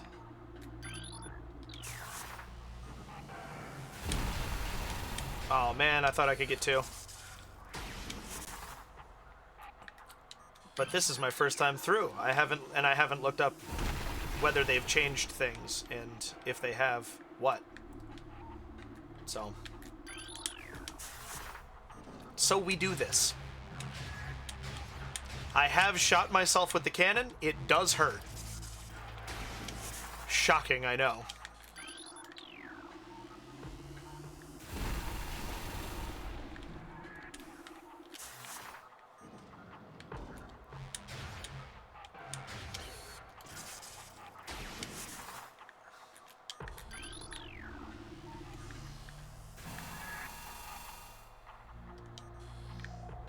Oh, look at that. That actually works. I thought it didn't. Otherwise, I would have just used that.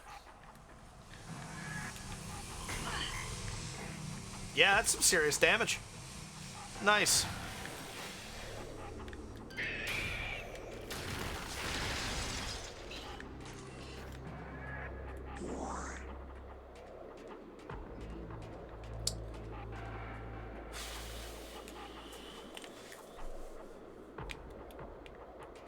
Yeah, I'm gonna go all the way down, which means, oh, yeah, which means set the middle one up to go.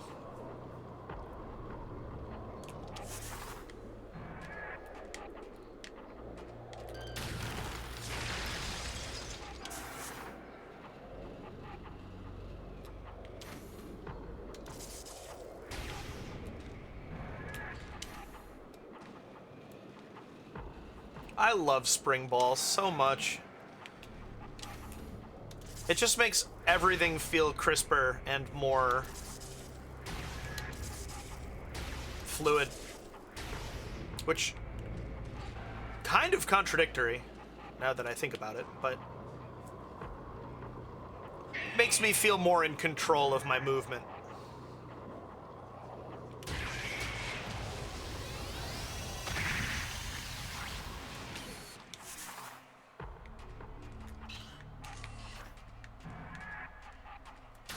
Let me tell you how I ain't fucking around. It's actually I don't give a fuck is what the song is, but wow.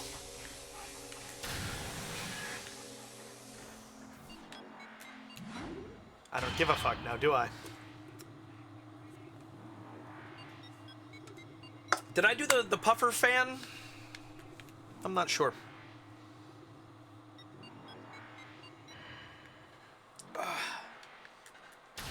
I appreciate you all tuning in. I have definitely feel like I've turned a corner with my in my little streaming career here. Wow, there's two? That's brutal. It used to be I mean, obviously when you start out, you have to be happy with 0 to 1 and FOD views, you know?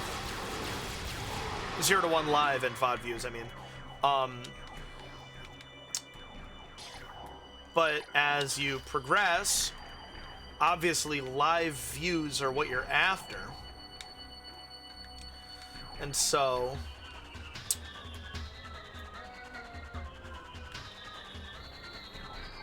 I am absolutely not walking through the fungal halls frontwards again. Just no, just absolutely not. I'd rather not get 100%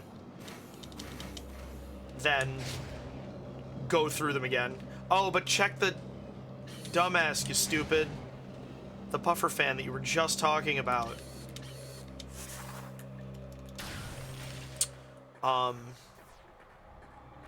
And over the last year, my threshold has been, I want to be above, because in your stream summary it tells you your average viewers across the time that you streamed.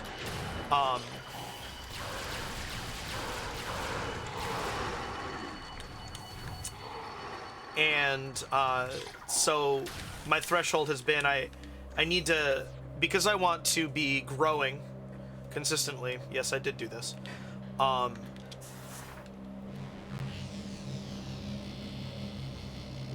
Which means I came through here with Power Bomb already. Which means, yeah, I don't know. Whoa. All I want is for the game to tell me where I should be looking, you know? When I have the whole game to be looking, I get overwhelmed, and, you know, I don't wanna. But if you narrow it down for me, then I'll play ball.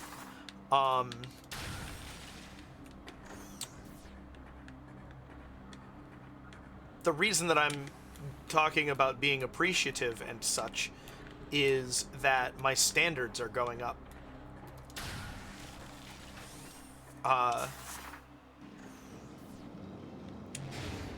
Before, if I had, so an ad break just started. Lucky us. An average of 2 was my minimum before, but now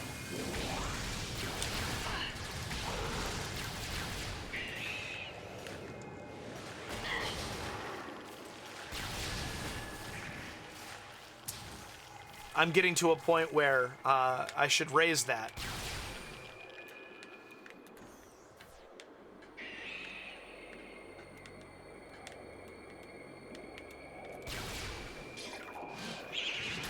Aww. I thought my timing on that was good.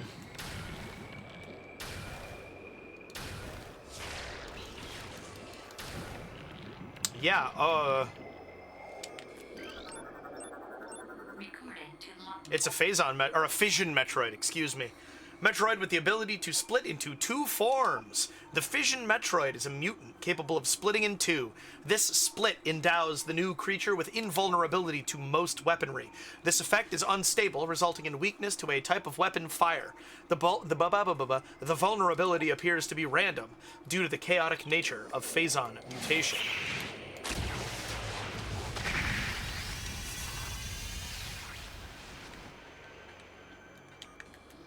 I didn't realize that they appeared down here. But yeah, so because you guys keep showing up, I get to raise my standards for myself and increase that kind of number of minimum viewers that it's worth me, like, streaming to. Because, like, when you start out, obviously you don't have any momentum, nobody, and very little experience, honestly, as well. And that's one of the things that I think I'm noticing, is that the more that you look to people... Are they fission? Uh-oh.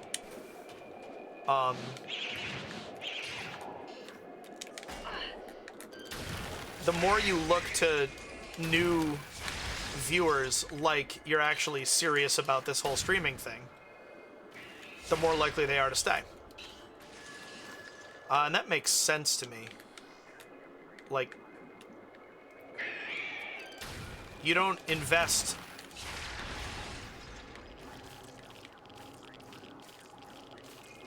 listen. Do we hear anything?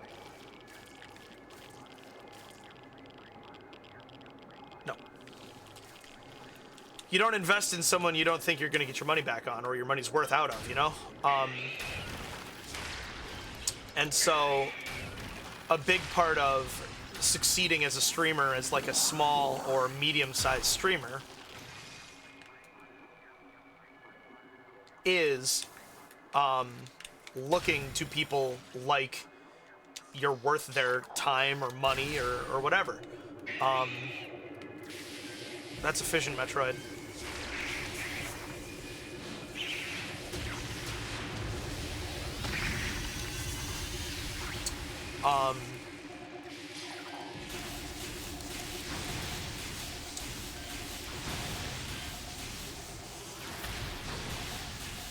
But what I'm trying to say, geez, I keep getting distracted. When you're first starting out, you have to be okay with streaming to an empty room, because if you never start streaming, even if nobody's watching, if you never start streaming, you'll never make that progress.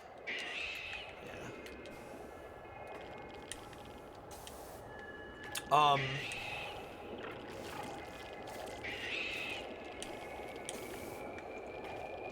This is the journey of 1,000 miles begins with a single step.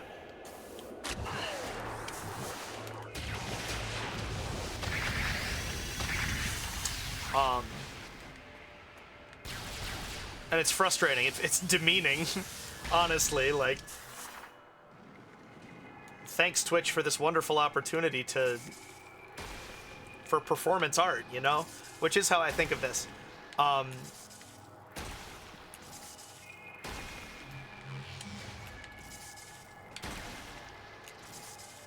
Nobody came to my show, so why would I continue? But then you get VOD views, and so it's like, alright, it's not that nobody's interested in this. It's just that maybe you're not streaming at the right time. Yeah, 98%, that's killing me.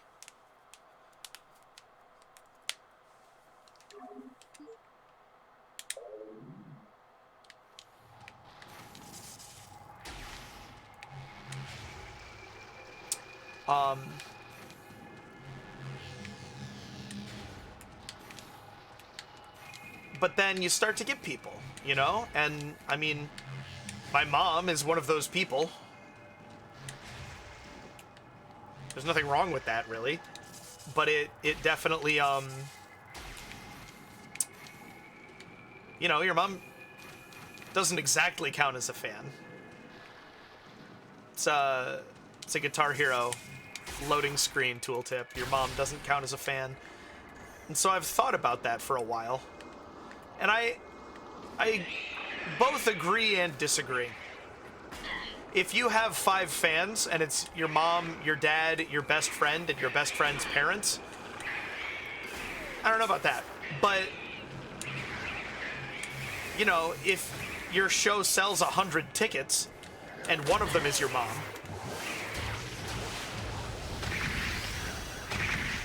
sounds like 100 fans to me, right?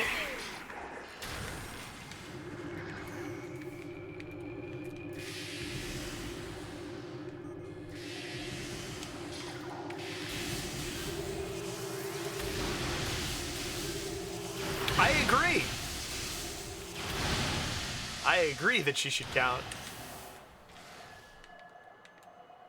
And I mean, she counts in my heart, for sure. I really appreciate you guys putting me in front of her. Or her in front of me. I don't know where you count from. And, like, I don't know. All I'm trying to say is that I'm honored to have continued to grow, and I got 5 viewers right now, and like I said, currently my standard for myself is that I need to be above 2 on average. So even if I spend the first hour of my stream at 0, and then the next hour of my stream at 2, and then the 45 minutes after that at 3, that's worth it to me. I'm sitting constant at 4 or 5 right now, which is exceptional, incredible, superb. Yeah, Fission Metroids.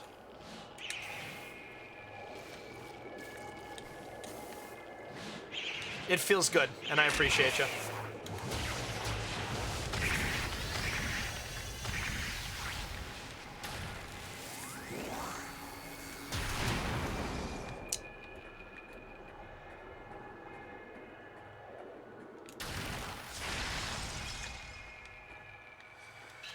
All right.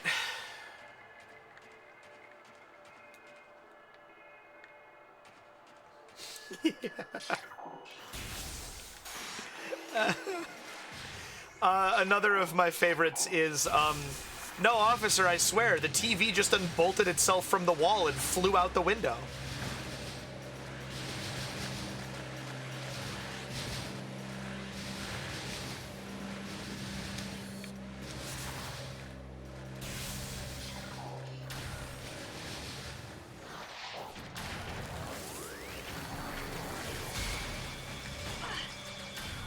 Well, you know what? It killed him in one hit, so that's actually pretty good.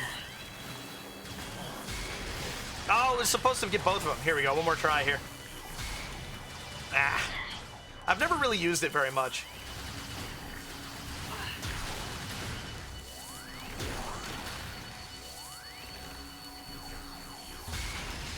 See, I wanted to kill both of them, but it just doesn't.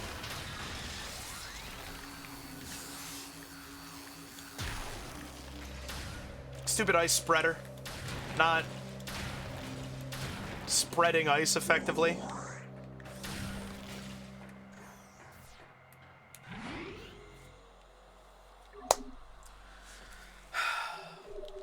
It's also a snowball effect, and I know you know this.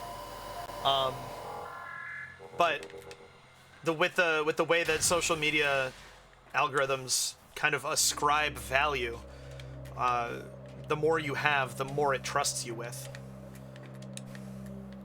And so I'm really just hoping I find that tipping point.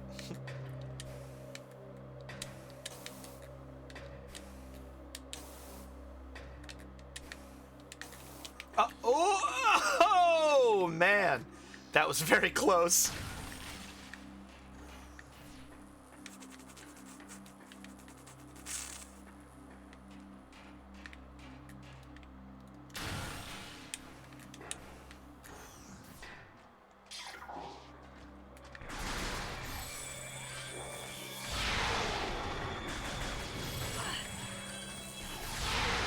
Oh, isn't it amazing how far they fly?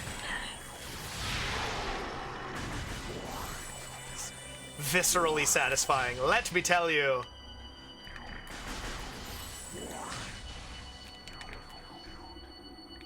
I hit all this already, yeah.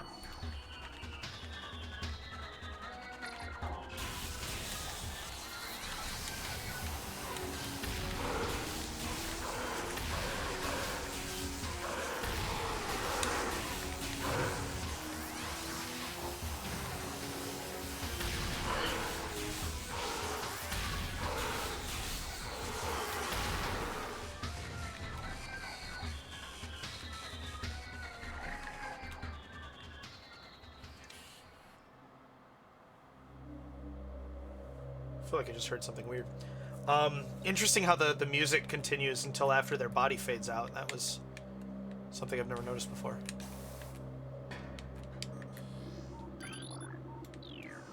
Volunteers for advanced weapons training. I made this joke last time, but I still think it's funny. I can't imagine, or rather, I wouldn't know whether I was going to be holding the weapon or having it pointed at me. That would be my concern.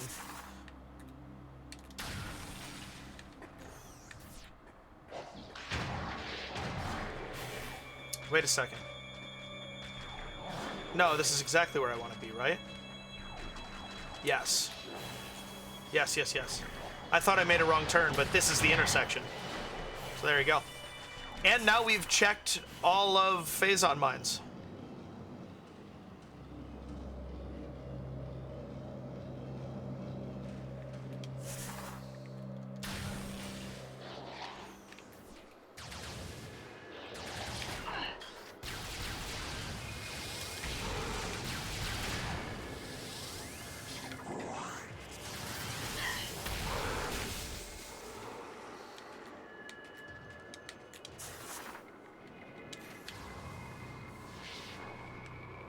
You landed on a platform?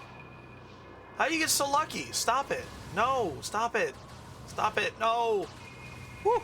Made it. Yes. And now, you shall fall.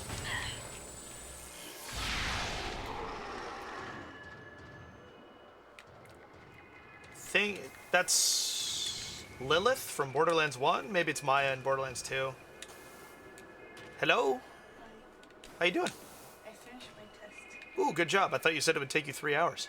It took 2 almost. 1.5. That's like 3. 1.5 is... Good thing it wasn't Nice, there you go. I can live with that. Ooh. I got all the questions right except for one. So you retook it? I can't read. Not allowed to? Well, that's good job. That's an A. Well, depending on how many questions, an A+. Well, it's 21 questions, but Well, so that's probably just an A. some of them are essay questions. And it only auto-grades the multiple choice questions. Ah, so you... So right now I have a 52 out of 50. Because It doesn't feel good. I have to wait for the essay questions to get graded. I mean, both of your teachers like you and like how you write, so I'm sure you're good. Ooh, I should... Oh, yes, I should have.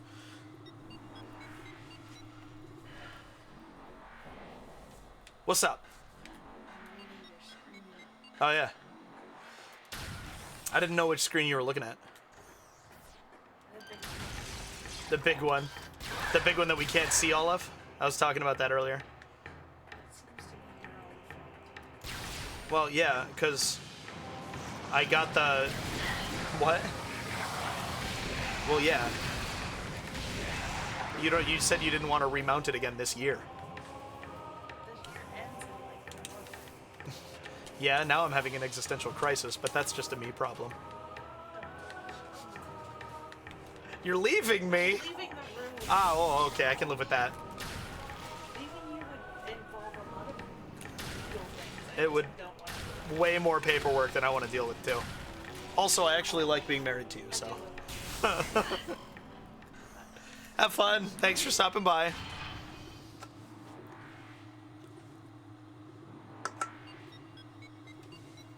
Always love getting a visit from Morgan. Ugh. Where am I now? I don't know that this is where I want to be. This is in no way where I want to be.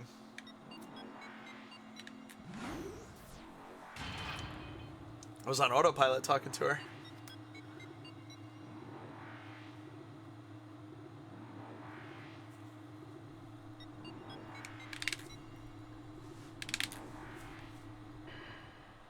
It's been a minute since I shouted out my my lurkers. You guys are who I'm talking about in a lot of ways, keeping me going and stuff.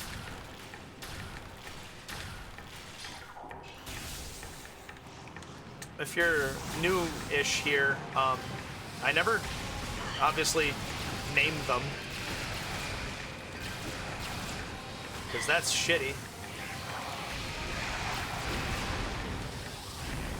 But I like to say that I see you and I appreciate you. Only one person's chatting right now, but I got 5 viewers. Granted, one of them is right here, but...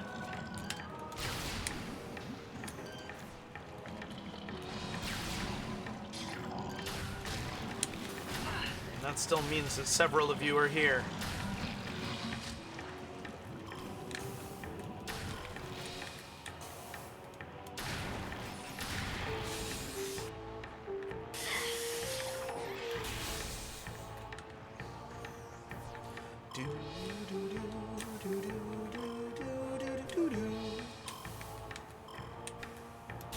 Bum bum bum bum bum bum bum bum.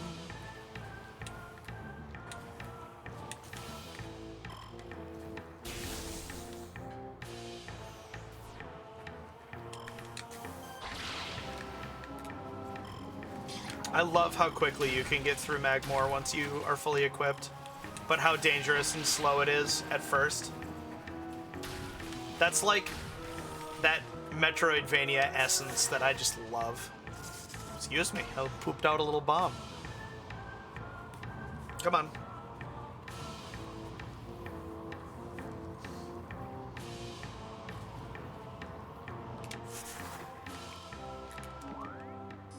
Do I have indication as to whether or not I've...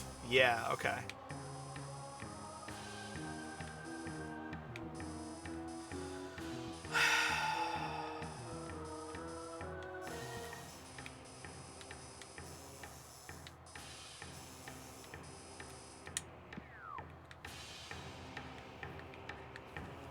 I just don't understand. Like literally, I don't know what I didn't get.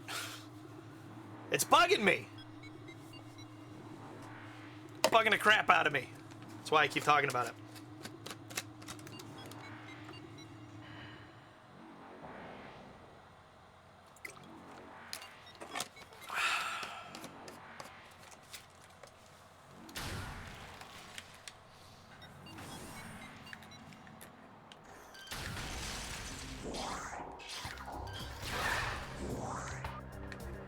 Be a dumb one to forget, wouldn't it?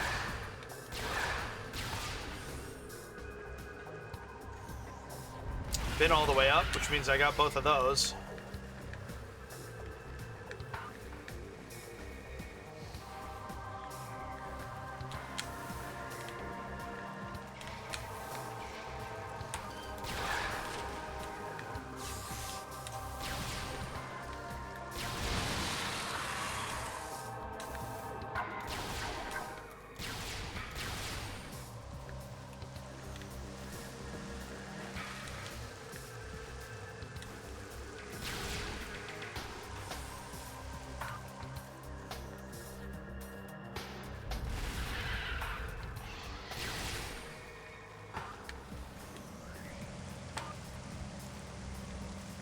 I've been wanting to double check this. Holy shit, Malachi, what the fuck are you doing?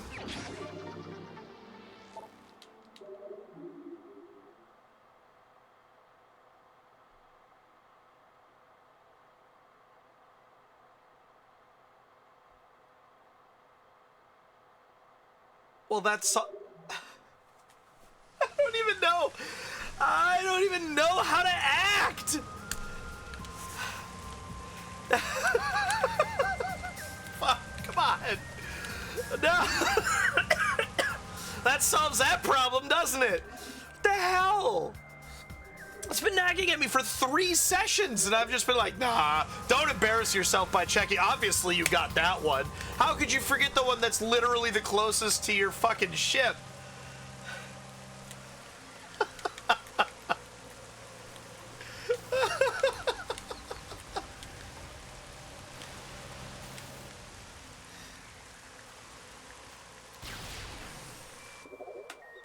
There it is, 100%.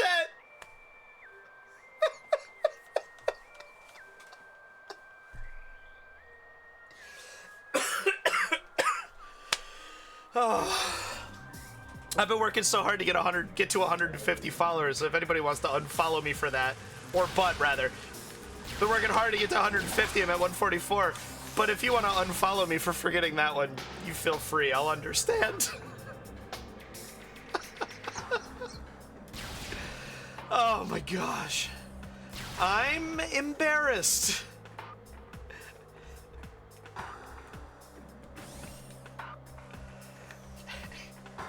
Good.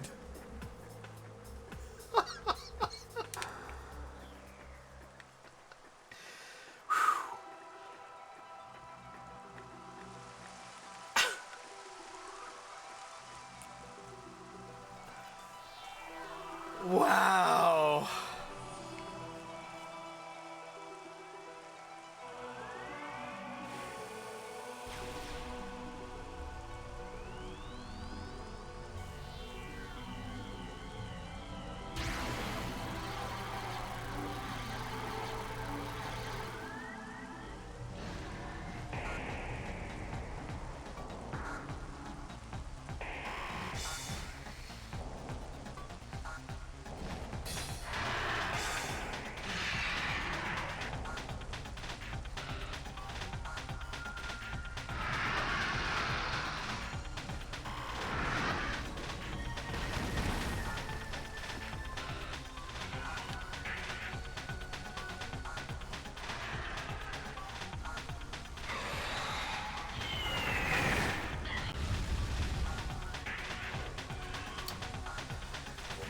Alright, you reptilian motherfucker.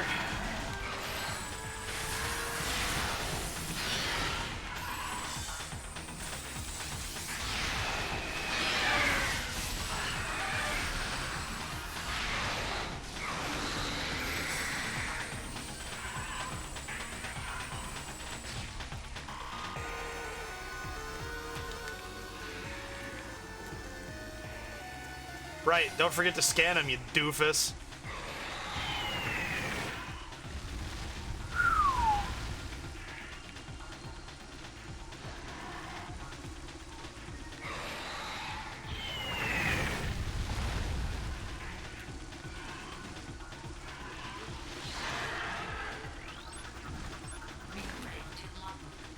This is Meta Ridley, genetically enhanced Ridley Metaform.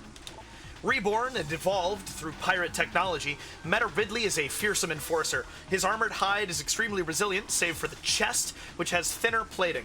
The pirates have fused a number of potent weapons to the creature, including a multi-missile system, a kinetic breath weapon, Mason bomb launcher, and an ultra-thermal flame strike projector. Meta Ridley is also a formidable melee combatant, making any sort of engagement a risky proposition.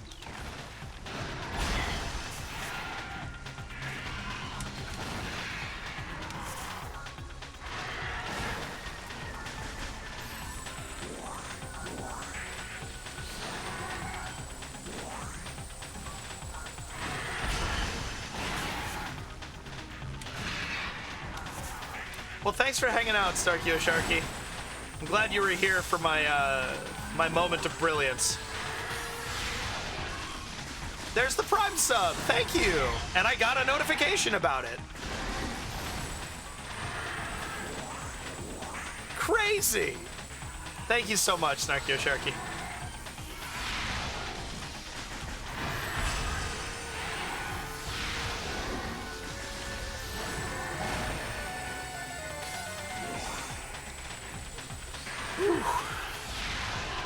Yes, go get it, Super Missile. Believe in you. Oh, I always like doing Wave Beam because they follow.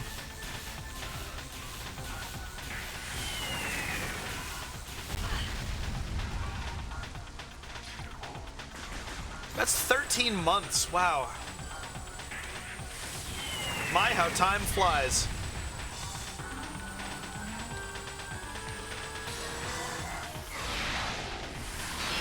Yeah. Yeah, you continue that attack. It'll be good. Those move at a different speed than they used to. That's cool. Fan hammer. Ah!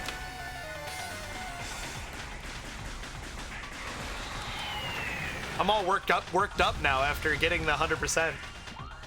Hold on, I just want to see it again. I hope I think there's only 3 scans left that I am ahead of me. I forgot to look at...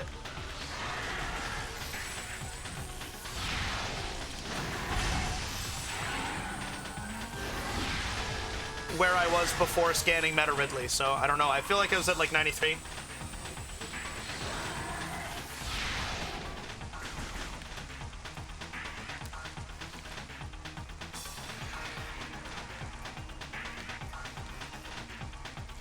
Not breaking any speedrun records with this.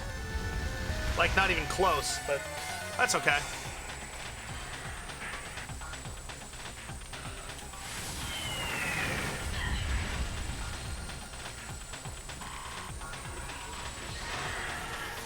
Practicing for my audiobook. Are we there yet? Come on.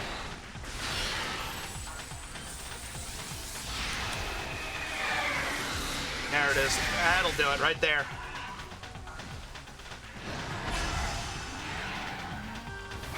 I don't think Phase 2 has its own scan.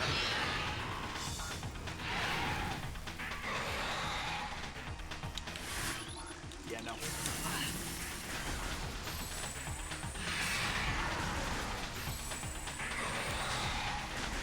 Oh.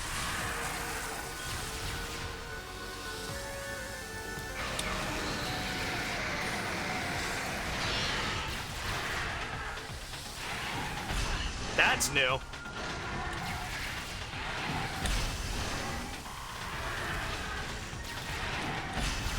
I like it. He doesn't turn anymore either.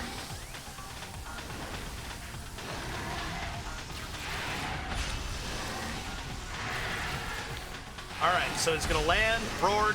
No, okay.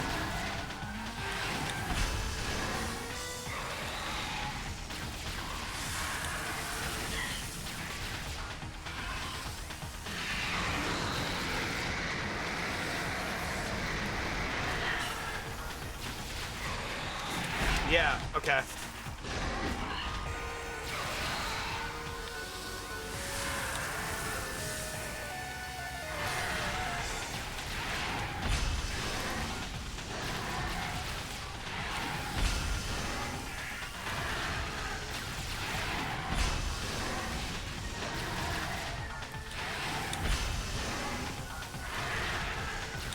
Why doesn't the... Ah! Why doesn't the chunk shot hit?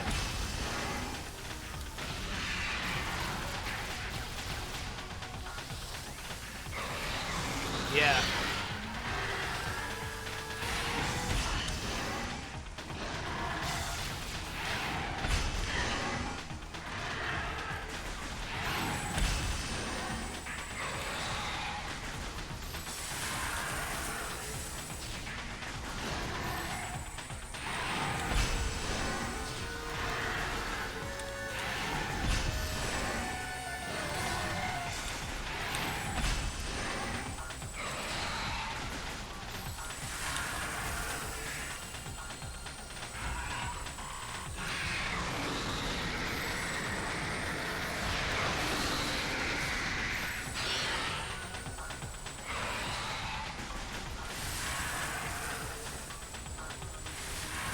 Ah.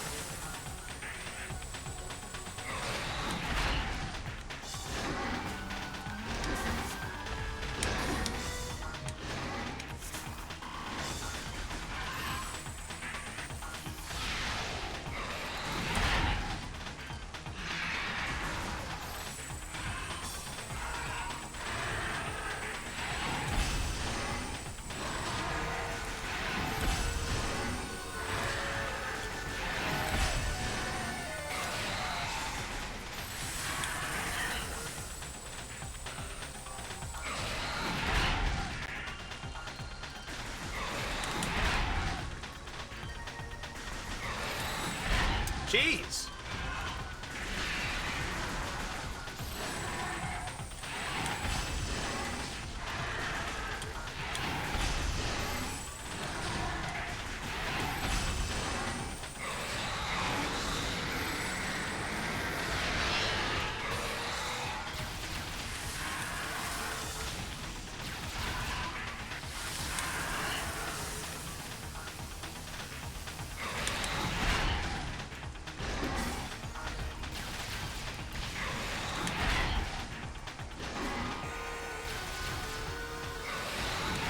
I always take a lot of damage on this fight.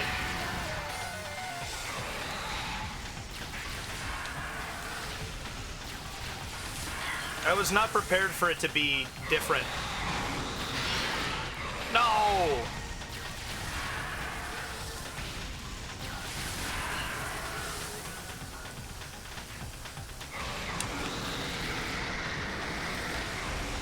They have also adjusted the damage values on that, make no mistake.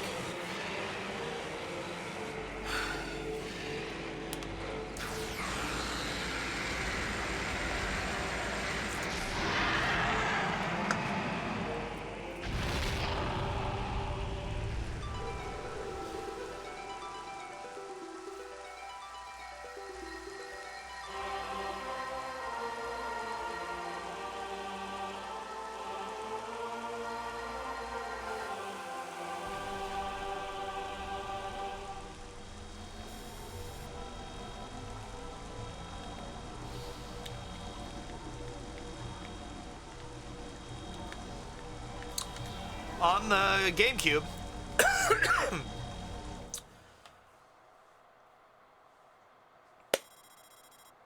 GameCube, one plasma charge is enough to send him into the vulnerable state.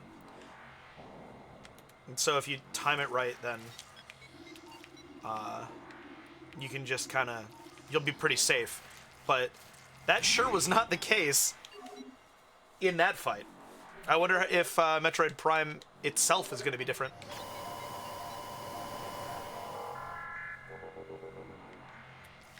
Okay, what are we at? Actually, this is a perfect opportunity for me to step away for a moment. I'll be right back.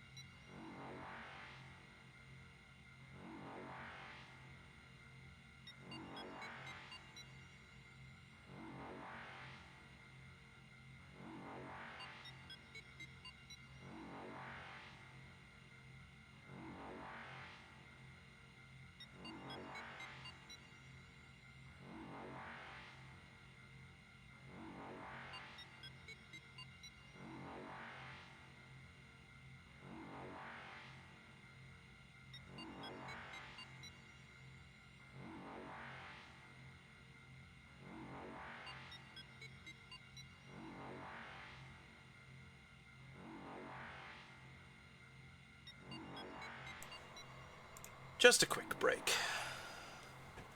Snow tomorrow? I hope you're right about that, computer. I fucking love snow. Alright, here we go. 95% scanned. Metroid Prime itself has 2. And there's this one. Limited data on unknown material available. Material is highly radioactive. You will take damage from direct contact. Mutagenic qualities at least 86% greater than Phazon. Unshielded bioforms below index level P will suffer fatality within moments. No, no, no. Where'd they go? There they are. Sorry, Morgan's watching Friends downstairs, and Elliot Gold is in Friends. I know him from the Oceans movies, and I love his voice so much. This is a Lumigek, Phazon-charged reptiles. Natives of Talon 4, the Lumigeks travel in swarms to increase their odds of survival. They absorb and radiate Phazon energy, making these swarms a threat.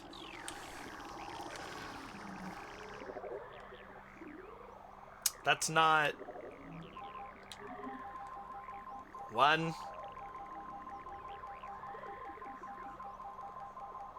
2, 3.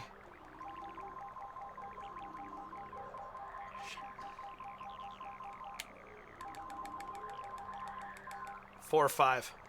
Fuck. How could this happen to me? I actually don't know. That's interesting.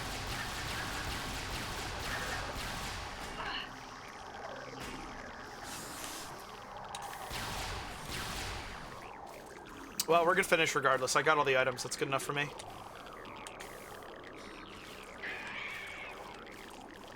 Traditionally, I just run through this.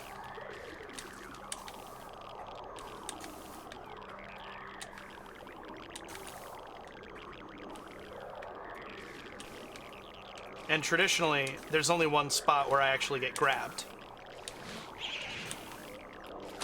It's not here.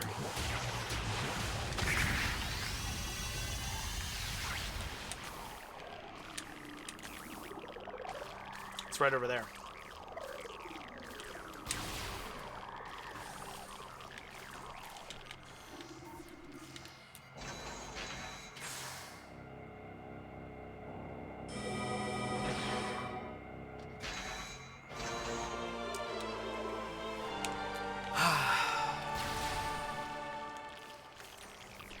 I'll go through the list off screen and maybe record a little epilogue where I get those last couple of scans. YouTube exclusive there.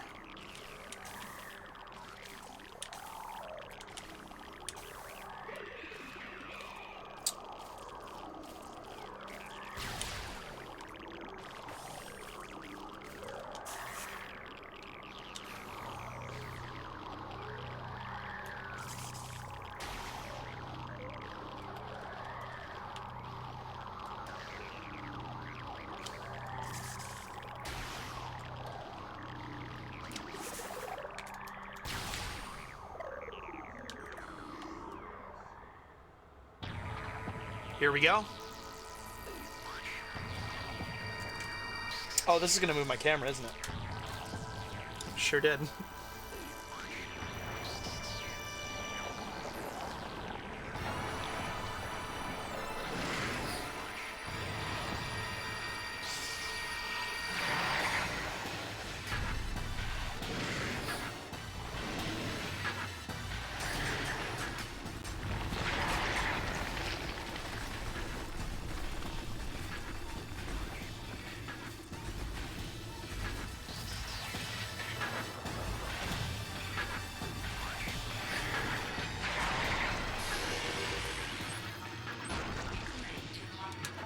Metroid Prime, highly evolved, Phazon-producing life form. The aberration known as Metroid Prime is the source of Phazon, making it immensely powerful. A genetic flaw makes it susceptible to certain weapons for brief periods. Only its head is truly vulnerable. Other attacks are a nuisance. Offensively, Metroid Prime has a number of natural and mechanical weapons at its disposal. These include ultra-frigid breath, multi-missiles, snare beams, and particle wave projectors. Its massive strength and barbed carapace make it lethal in melee combat. Recommend maximum firepower when engaging this enemy.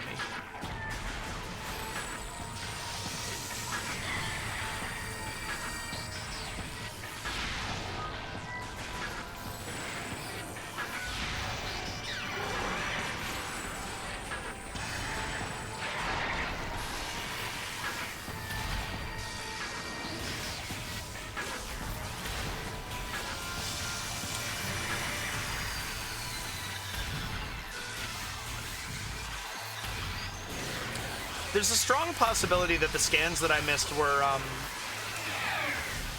limited availability scans that I just don't know about. This this playthrough has been my experimentation. Let's see if I know where all of the scans are, or if and I apparently don't, which is cool. I love that there's still stuff for me to discover about this game.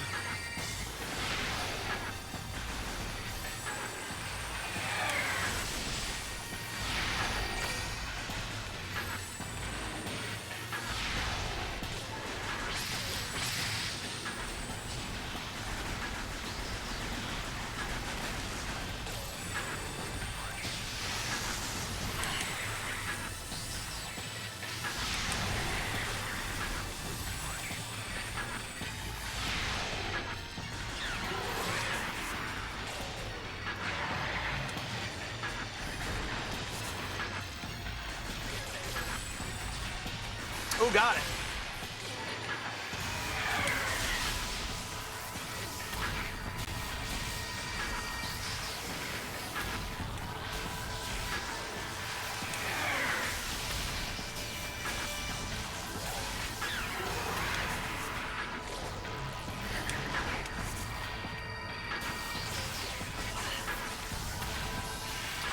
Missed it. I hate the ice beam.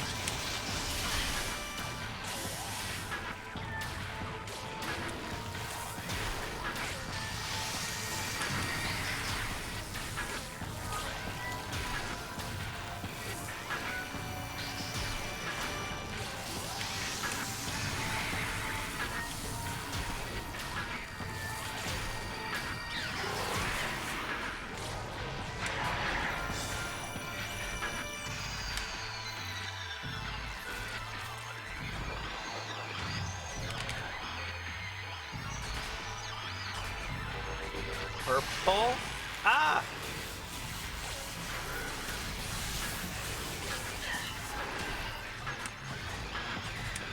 Eesh.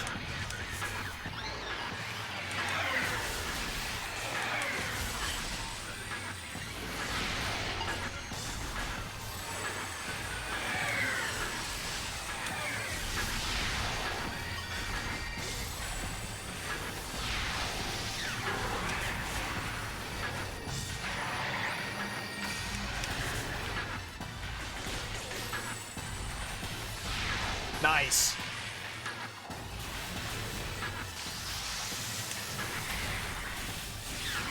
Nice. That's why you do that shot. Is this red now?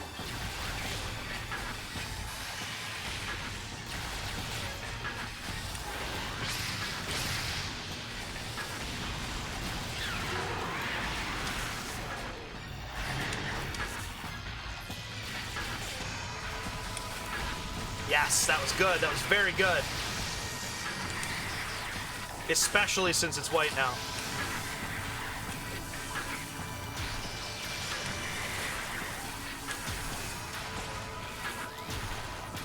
I think they lengthen the amount of time that it stays idle. Ah, dodged right into it. It's okay, it's alright. Everything's fine.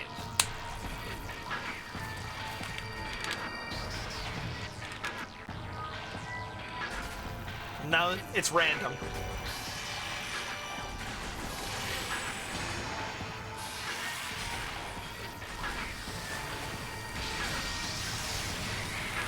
Ow, that was bad. That was a bad dog. That sounded like a joke, and I didn't even mean for it to.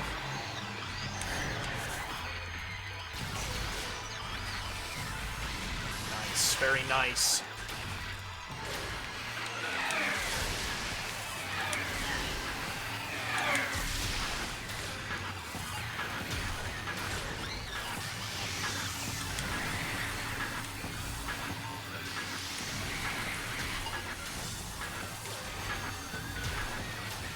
Yeah, they made that longer so that if you have it charged when it resets, it'll actually hit.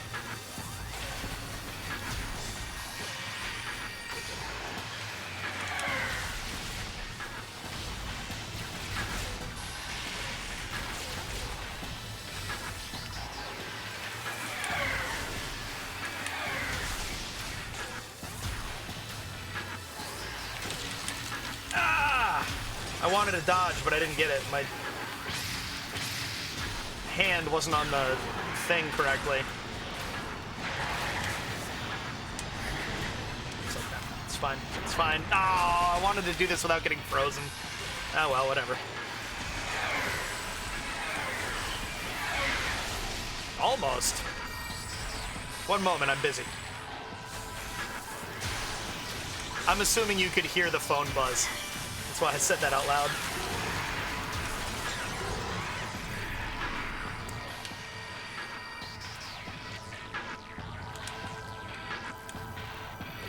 Was that subchamber 4? It sure was.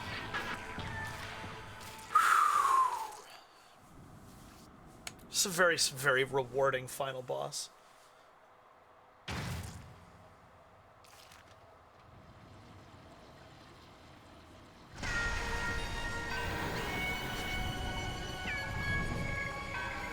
Classic Metroid fanfare.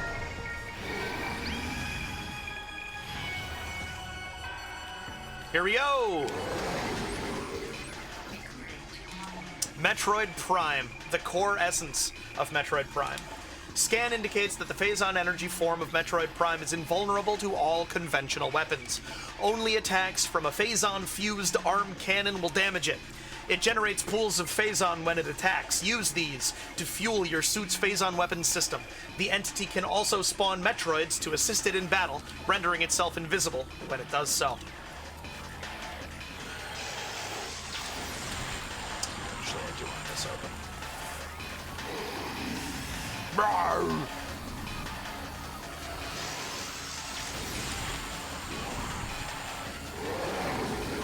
That animation's a lot cooler.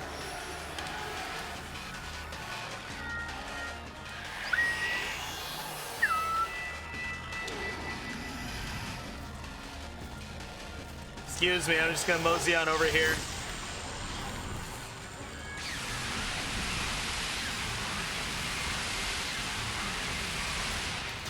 I don't know the trick to making the Phazon pools last for longer than a single cycle. I don't know if it would work, excuse me, on the remaster or not, but I don't mind.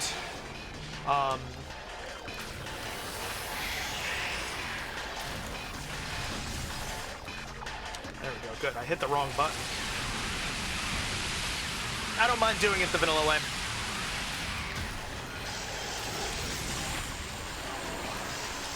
I take pride in my clean, casual sort of execution style when it's actually clean.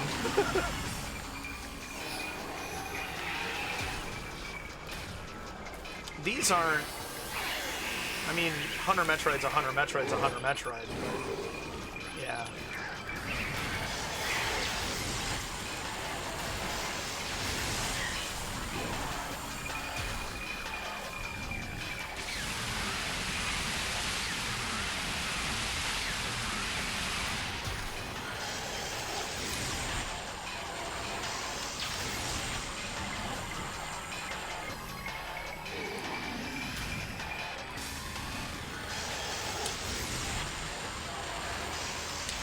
The first time I ever beat this game, I battled my way all the way down to this point. I was shaking. I was... Die!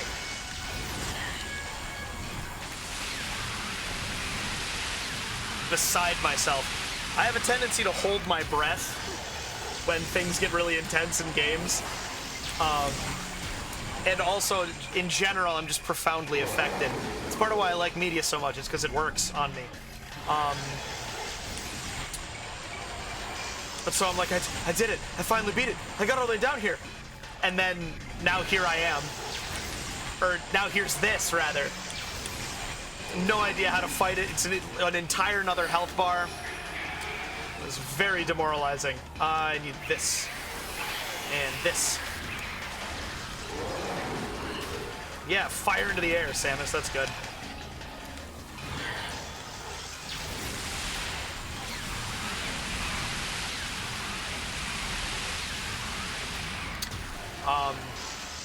And I don't remember if that's when I set it down for a full year, or if it was...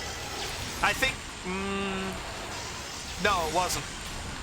That was after I had already set it down for a full year and come back to it.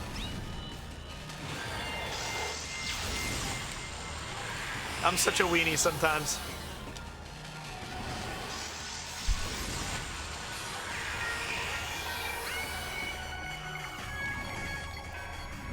I love it. I really do.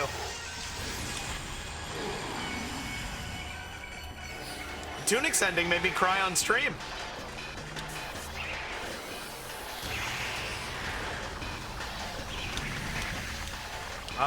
This button, then this button.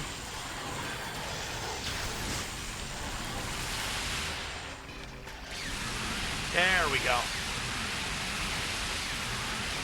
Remembering on the fly what the new controls are.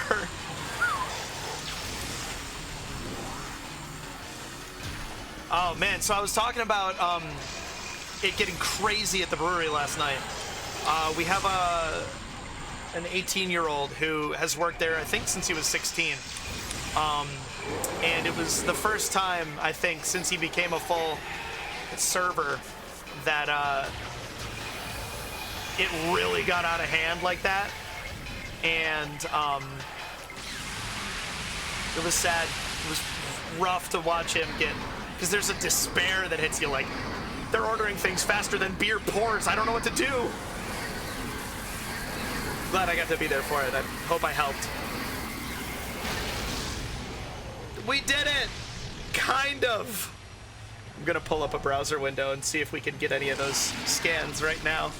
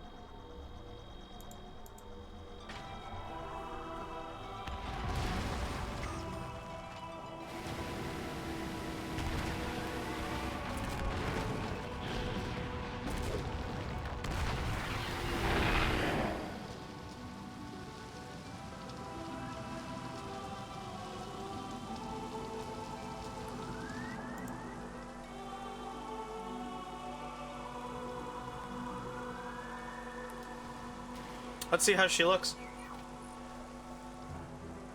Better. The same, but good. Excellent. Good job, guys. Good job indeed. I wanted this to be like, all right, we did it, hooray!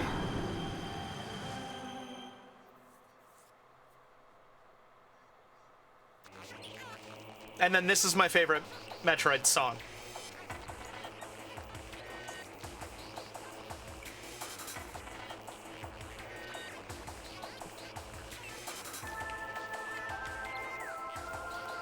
Appreciate you guys sticking it out with me. If you'll have it, since I have a little bit of time left before I have to be done streaming, I'm going to compare my list with my list of scans that I got with the list on the wiki of I'm pretty sure I scanned Flogger's tentacles in this one because I wanted to make sure. Oh no. Yeah, okay, I was misreading this.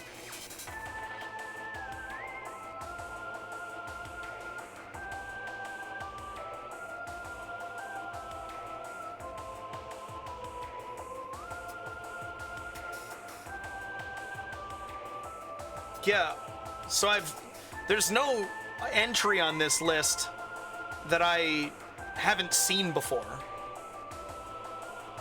So what did I forget?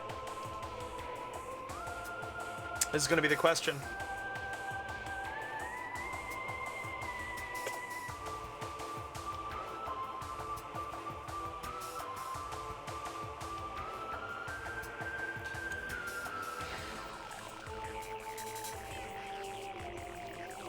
This is music appreciation.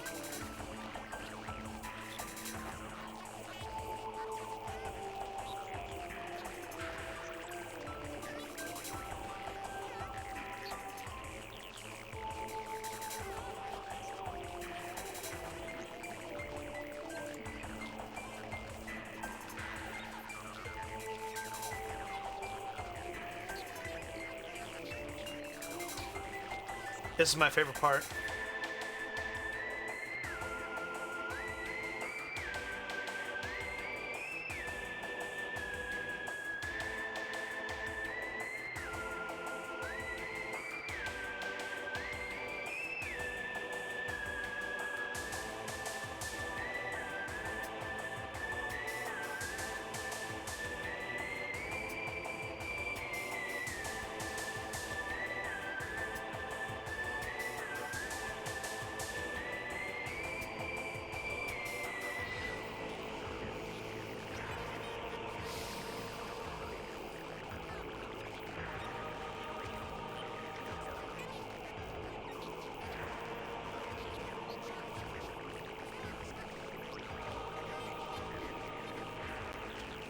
Game on! Recruiting Incorporated.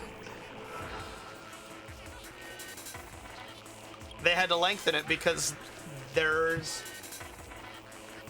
more staff now.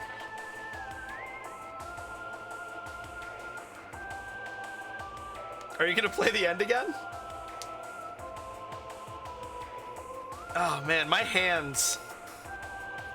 I got loose joints and carpal tunnel in this wrist already. Being a server is not good for my wrists. And typing and playing video games also probably aren't really very good for them, and so...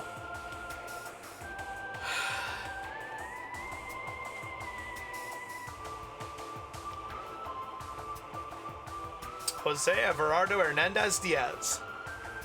A lot of names. Yeah, we're gonna do the best part again. Just Coda, back into it. That's funny.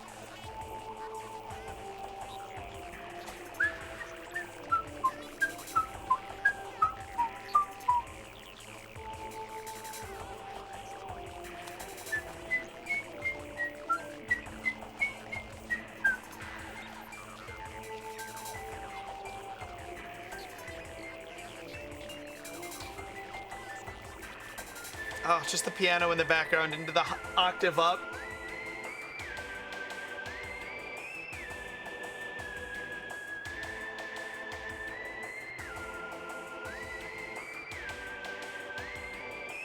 I do appreciate that, Chronic. You are correct about that. I mean, Zelda's Lullaby. I know there are a lot more and better songs than that, but putting a baby down humming a lullaby is just too good.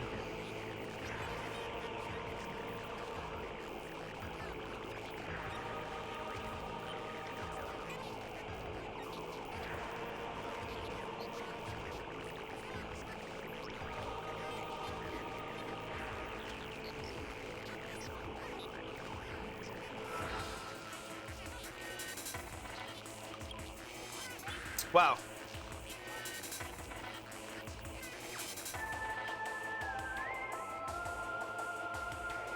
Kenji Yamamoto. I really enjoy his work. I feel like they probably should have restarted the song entirely when we codaed earlier, because doing coda-ing twice like this doesn't feel quite right.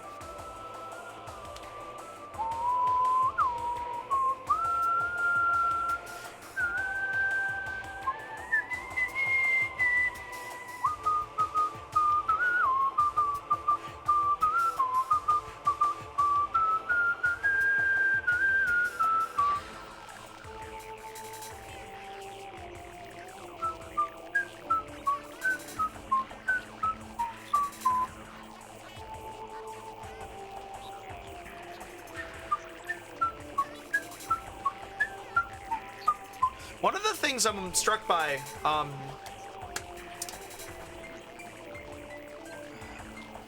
whenever... Oh no, now we're gonna do the original Metroid Prime development staff. But one of the things I'm struck by whenever I play these Zelda, or not Zelda, one of these Nintendo remasters, is how many Hispanic names are on that list. It's super cool to me because, like, obviously all the really old ones are all Japanese names. And then for like 20 years in the middle, it's like Japanese names and European, like, hard difficulty unlocked, hooray! 11 hours. What looks like white American names. The Dan Smiths of the world. And so now to see Martinez's and Hernandez's and such is very cool to me. I don't remember this from the GameCube.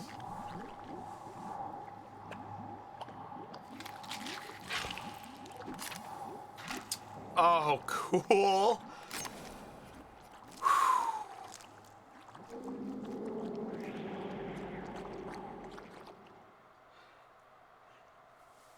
Choosing to save now will finish this game of Metroid Prime Remastered.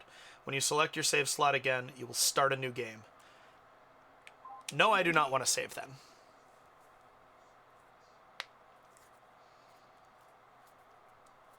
So let's check this list out, shall we? I know this is very exciting.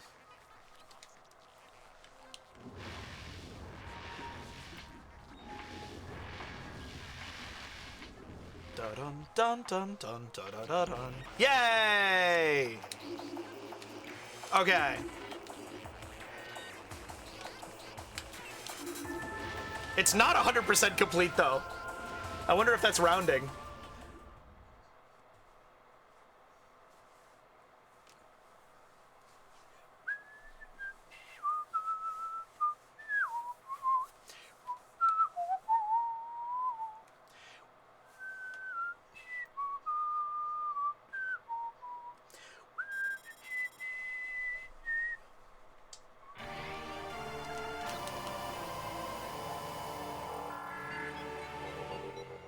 We didn't die too much on this playthrough either, which is super good. Super nice.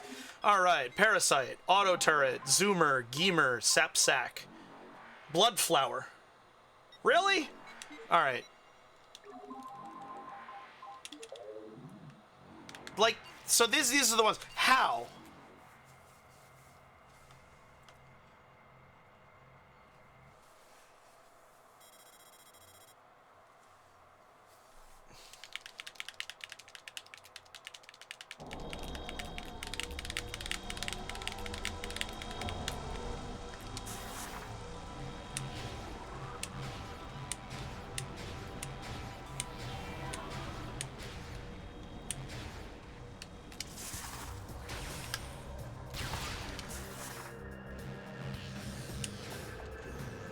Sick jump!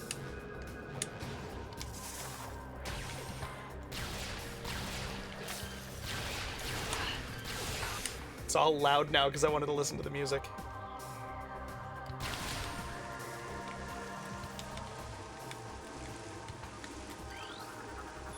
Morphology, glowing spider vine. This plant's bioluminescence attracts insects for it to eat. Ooh.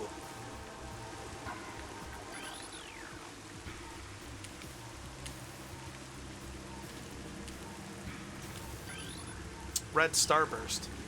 Oh, really?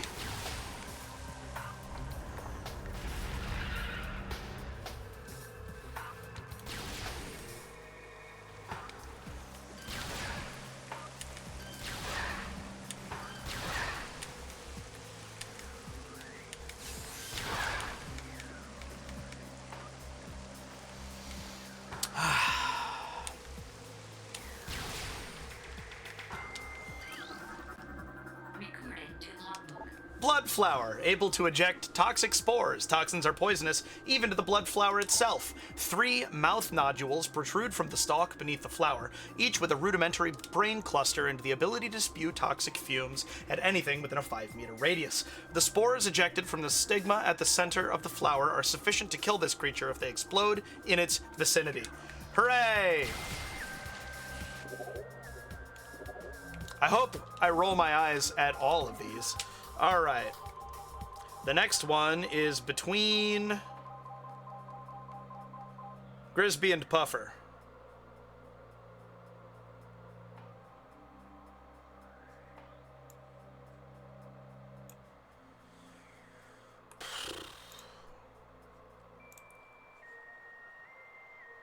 Yeah.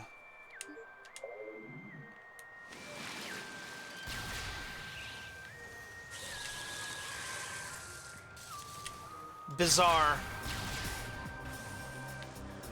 It's the muscle memory, I think. It's the randomizer muscle memory. Like how I almost forgot to scan Meta Ridley.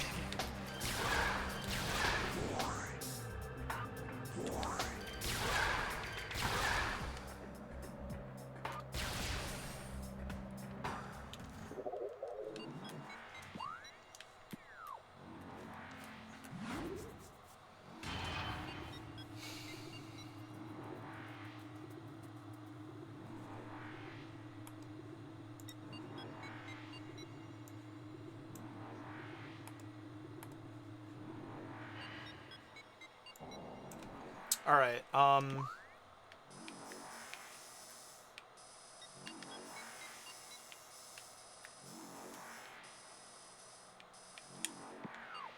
No, not Twin Fires Tunnel.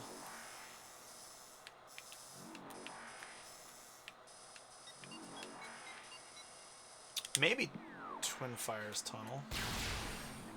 Nah.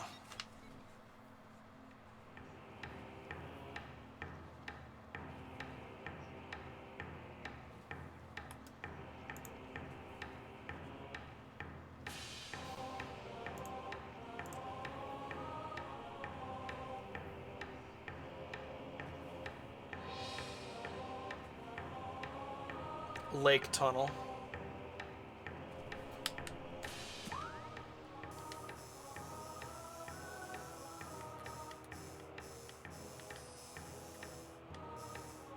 Yeah, so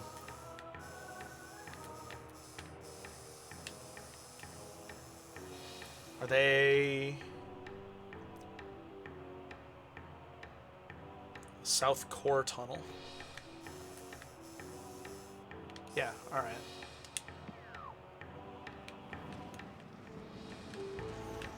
Here we go.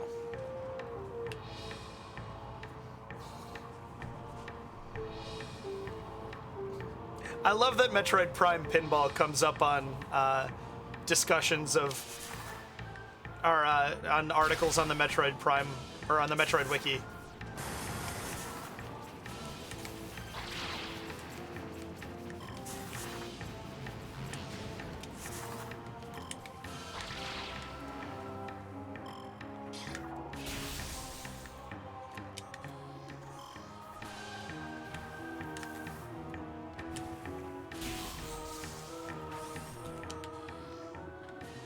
The next room.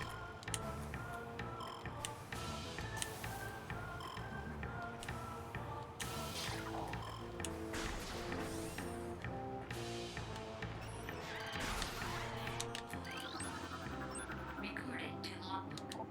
Burrower, tunneling insect predator. Similar to the beetle, though it spends more time underground. It seeks seismic disturbances, then surfaces to attack. It has enough cunning to realize when something is too large for it to handle. Beyond that, it is fairly ignorant. What it lacks in brains, it makes up for with aggression.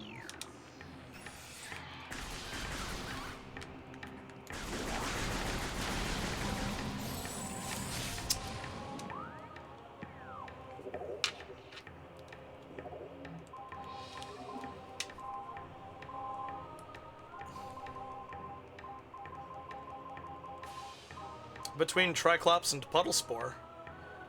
Okay, I must have died.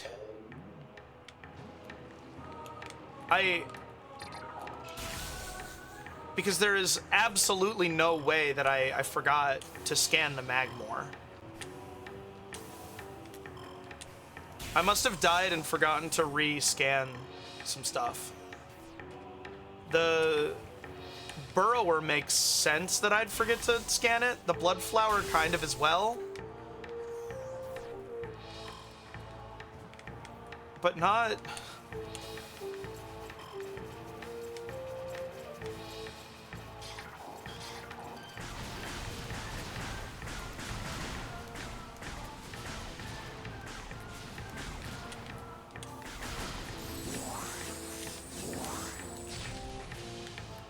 This is what happens when you perform live. Shit. Shit happens.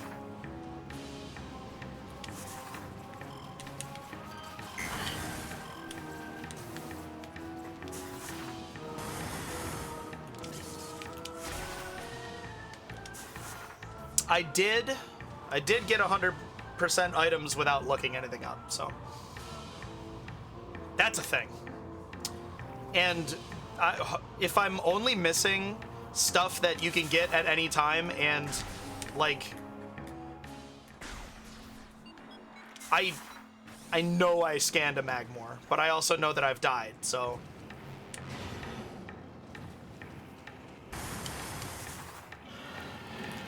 because it's these. Recorded to logbook. Fire-breathing serpent that dwells in lava, prefers extreme heat zones, and are susceptible to frigid attack forms.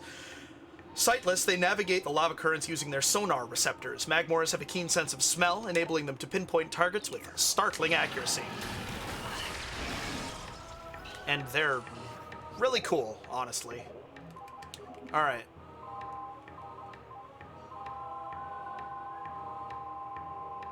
One, two, okay. Between Fission Metroid and Parasite Queen. Lumigek. Okay, now I have them all. Cool. I'm gonna go beat it again.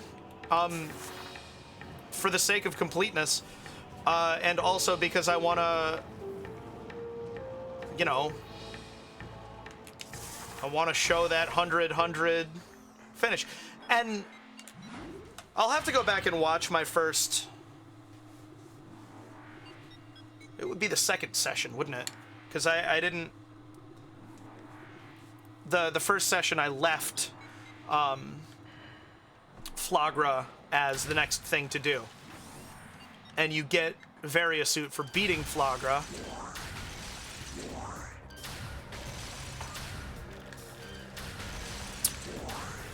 And so I can't have gotten to...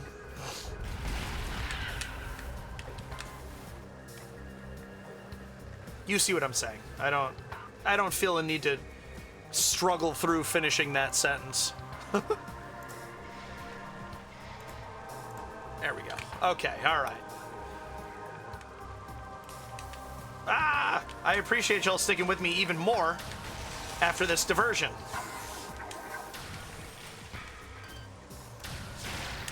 Stupid blood flower.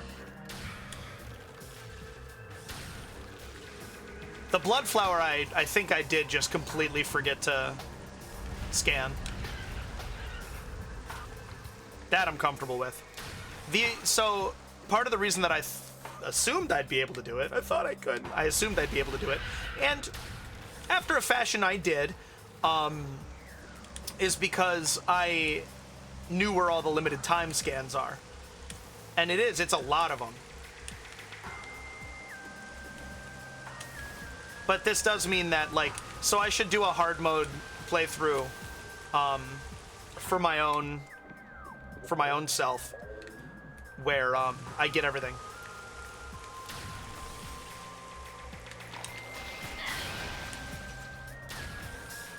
Without consulting a wiki or anything.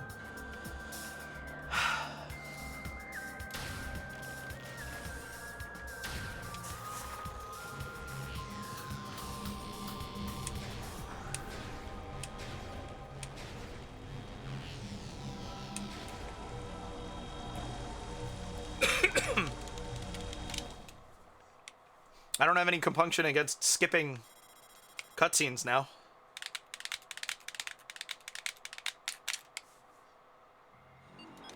Come on. Come on. Whoa, whoa, whoa, whoa! Better safe than sorry.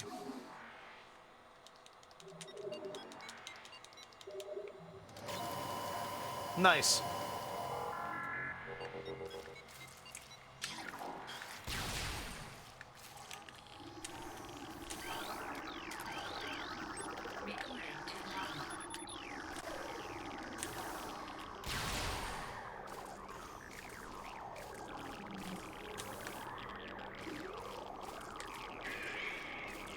That sound.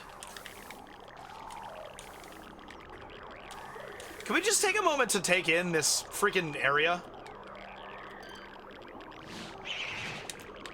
Oh, fuck, are you kidding me? The dodge move does not work as cleanly as it used to. I think they tried to tighten up exploits, but in doing so, they kind of made it less reliable for me. I don't know what they changed, I don't know how, but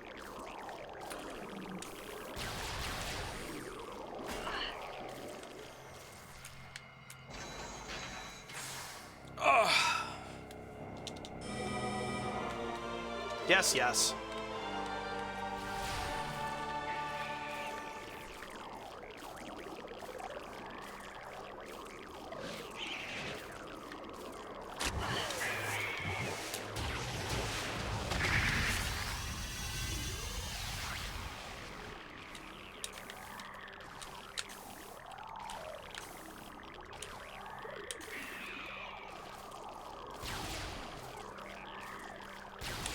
Now, the Malachi is having shit luck day. Outcome here would be for me to die to Metroid Prime in this fight.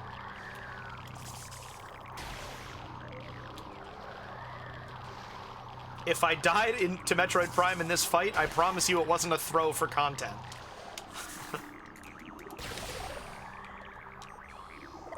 On the GameCube, the scan exists, but the cutscene triggers before you're within range. Thank you.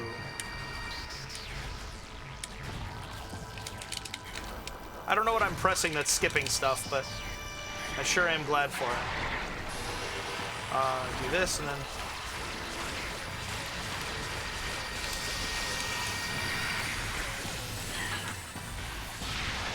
I'm assuming that it's more damage efficient to do the super missiles.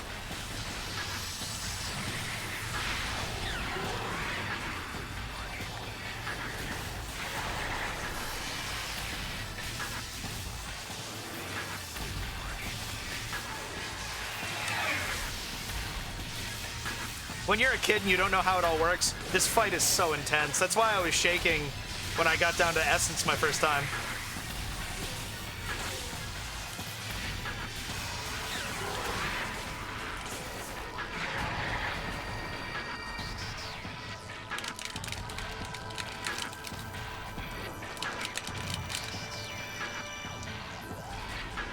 So, do we go back to Power Beam? No, we go straight to Ice Beam. Okay. Go to Ice Beam. Thank you. And now I know that that'll hit consistently.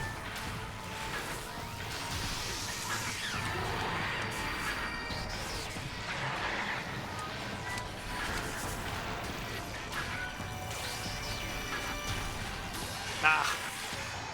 Would have liked for that to have hit.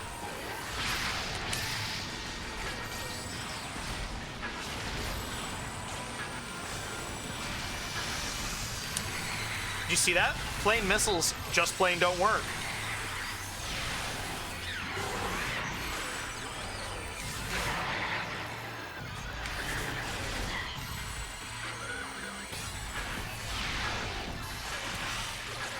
If I had been closer, that would have worked. Yeah, I got myself stuck in that rut.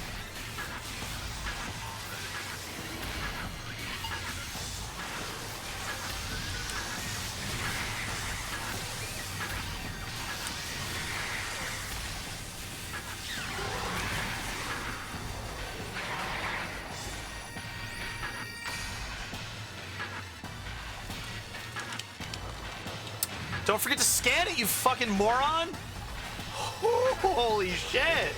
The muscle memory is too real! Wow! Could you imagine?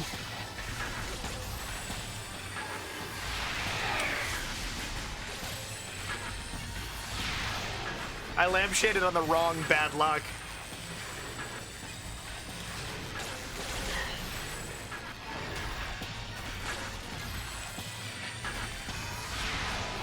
Oh my gosh.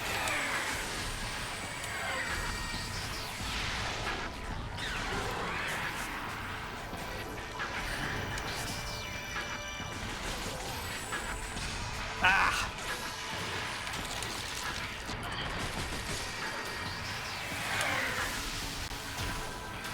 See, that's how it should be.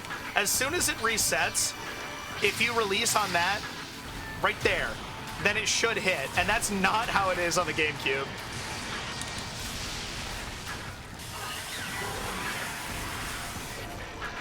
Oops.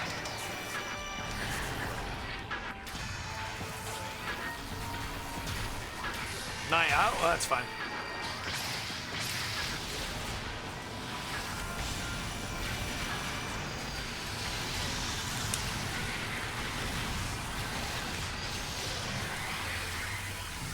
I wouldn't mind those, the energy balls dying in one hit. Either, that would be a welcome change.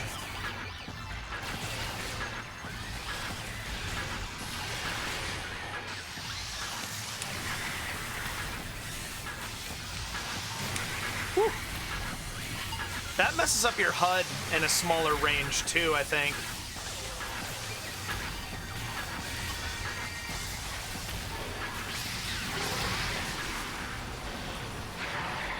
I wonder if a list of changes exists, like a comprehensive, here's all the things they changed.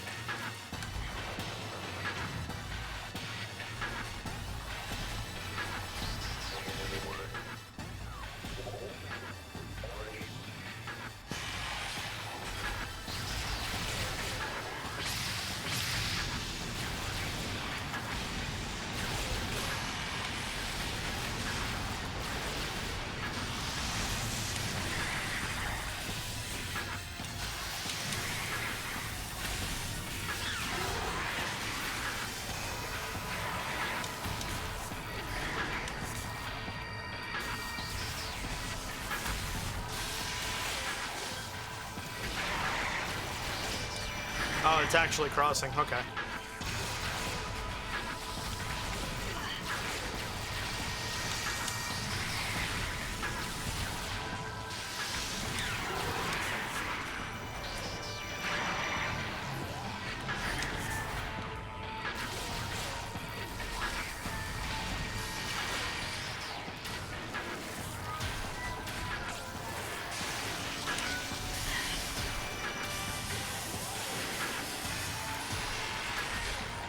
I hate the ice beam so much.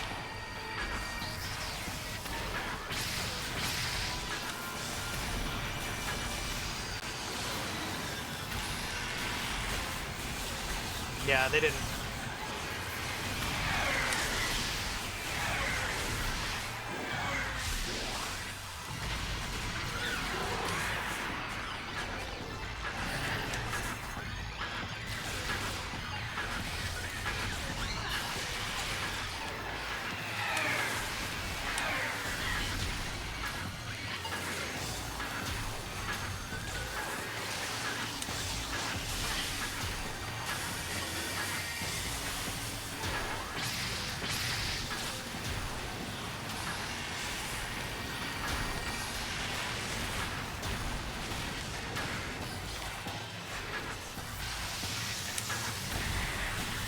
Yeah, you hold still for a while. That's good.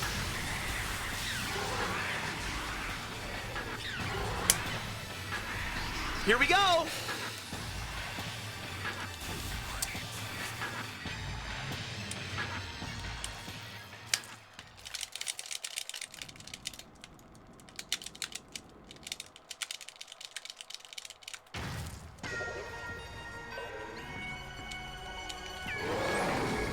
Recording to logbook.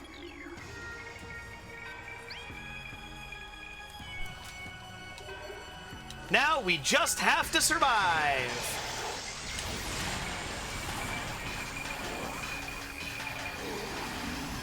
Which honestly should be fine.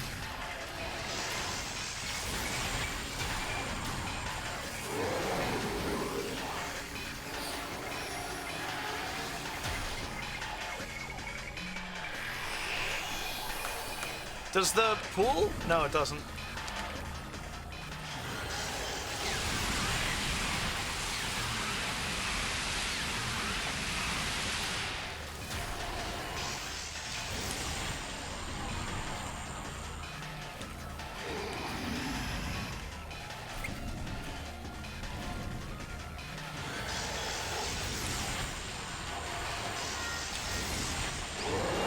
Rawr.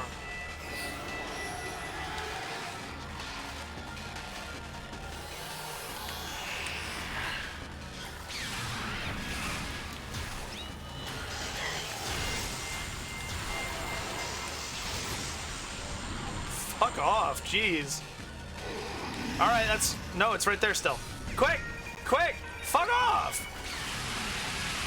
Babysitting the pool of your demise. Ridiculous, am I right? Self-preservation. Pfft. Boy, do I wish I could deliver jokes on the first try, but you know what? Second's good.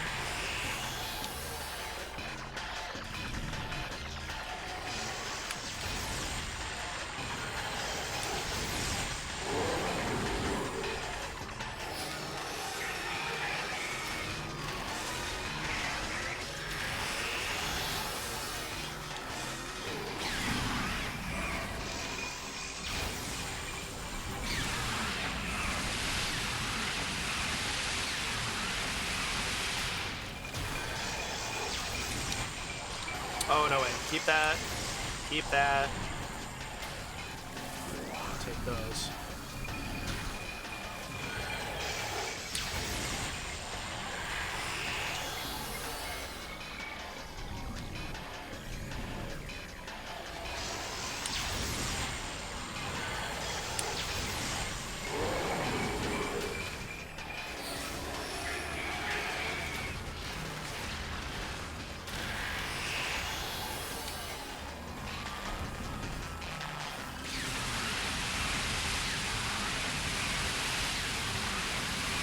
That's the one I've been looking for.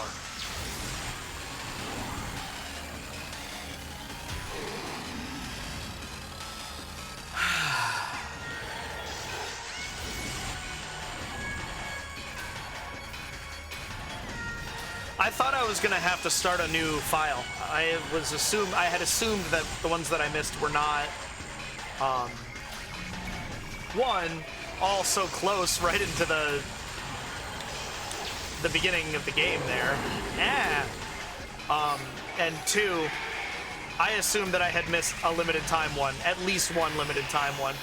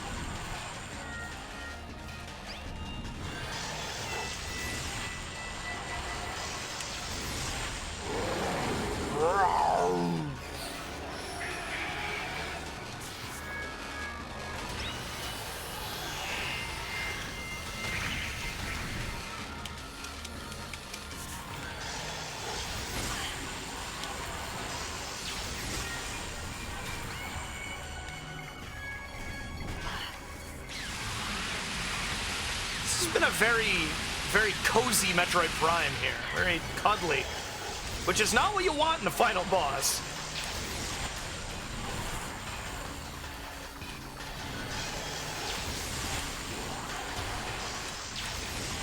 Alright, ad break end so that the end can be live again.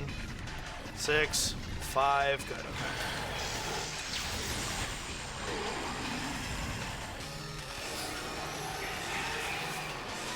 Perfect timing!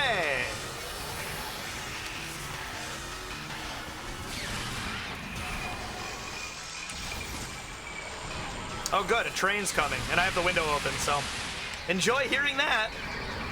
We did it! For real this time! Oh my goodness. I should have looked before going through the first time, but that's okay. Yes, yes. So this is how we get... You want Dark Samus? Because this is how you get Dark Samus.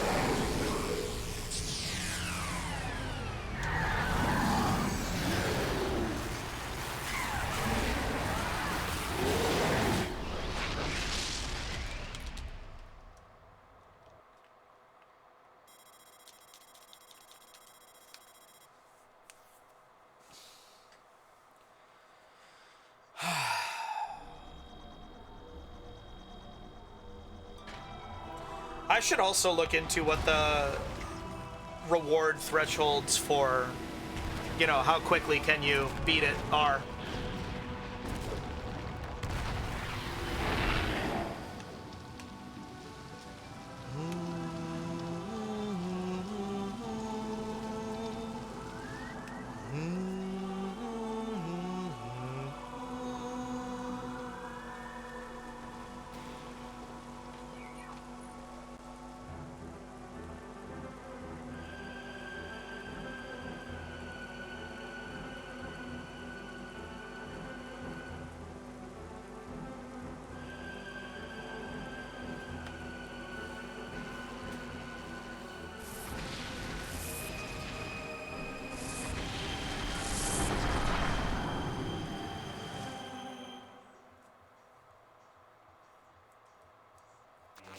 Alright, here we are again.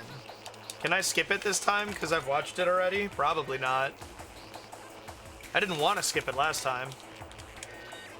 Oh yeah.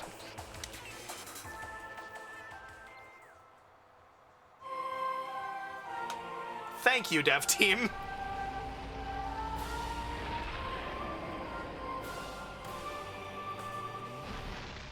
I played the crash cymbals in middle school band.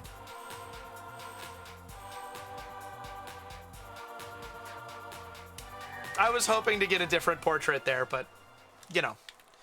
And now, for a little bit of fun, I want to watch this again, actually, because this is new. I like the realism of it, but also how it's still within the art style. I wouldn't mind if an even higher def version of this is what Metroid Prime 4 looks like someday. And also this eye on the back of her hand is a new kind of scary for me. Now I will save. Now that I've did it.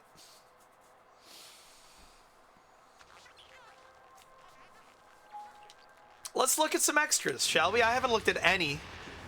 So I don't know what we've unlocked, but we'll have a look at these and then we'll call it a session.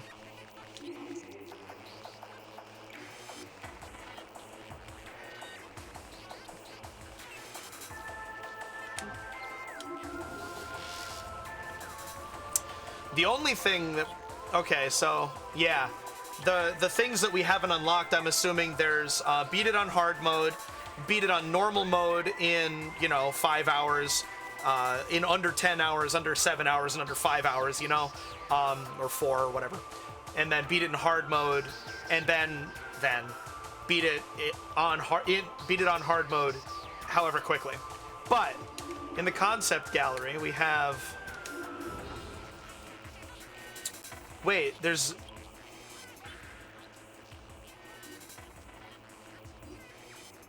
Also remastered.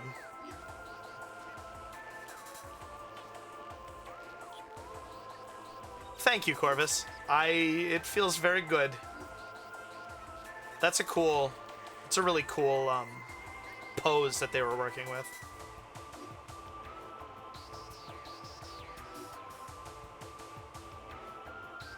People saying Samus's shoulders don't make sense are wrong.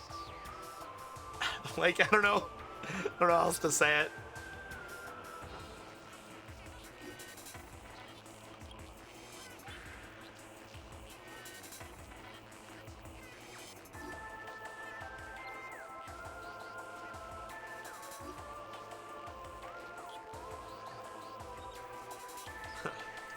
The bottom middle.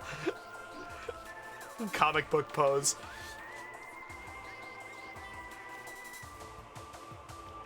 I love the way the helmet looks in that top one. I know that it's just placeholder, but I really like it.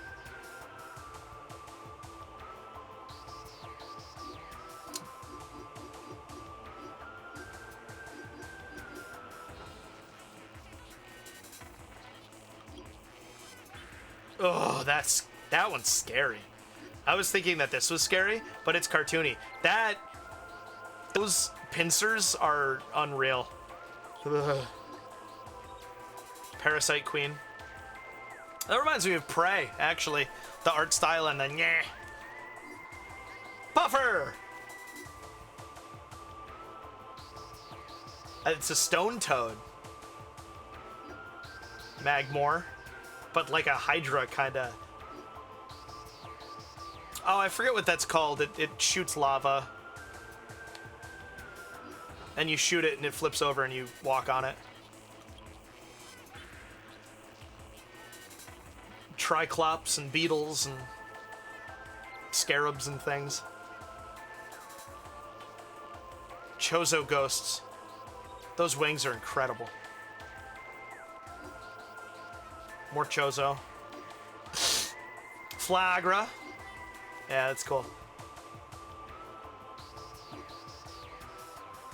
Warwasp, Beetle, Burrower, and Plasmite. The top left generates light. Baby Sheegoth! Shriekbat in the top right. Glider in the bottom left. Parasite in the bottom right. Bergmite is the Pokemon that I always get that creature confused with.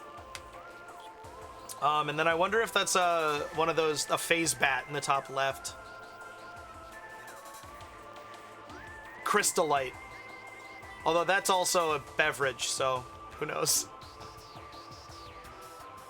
Pirates. Yeah, it must be the Elite Pirate. Hunter Metroid. The tentacle, the energy siphon tentacle. Geemer, Scarab. The bottom right's a sand crab. The left two I'm not sure about. I don't think the bottom left made it in. Unless that's what a zoomer looks like without its spikes deployed.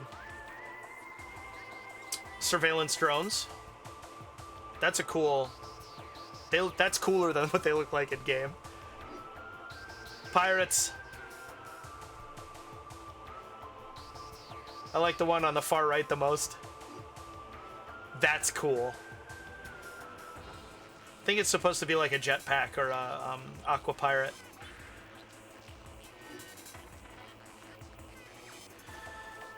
Shriekbat, Lumigek, Triclops, and the middle one you have to shoot with missiles. They're only in Magmor Caverns, but I can't remember what they're called.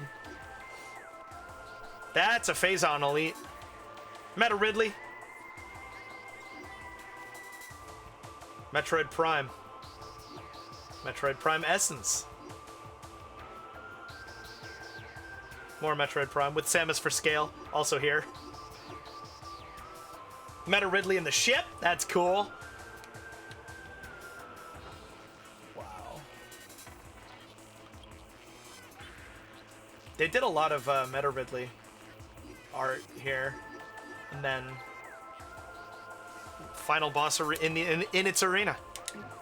Cool. So now, is this all the same art but remastered? No. Cool.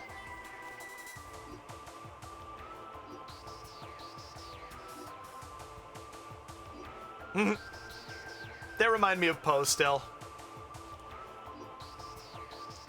A Hive Mecha.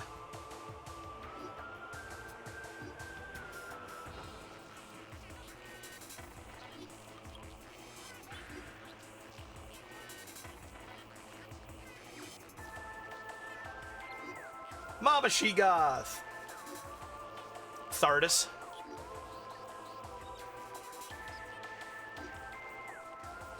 Gelzap. Bloodflower.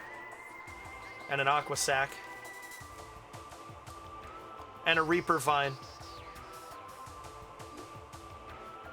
Huh, it did make it in. Oh, it's an Ion. Or an Oculus. Between the two of those on the top, the eye in the middle is the thing all the way to the right, but open. I think that's on the left, it's an Oculus, and on the right, it's an Ion.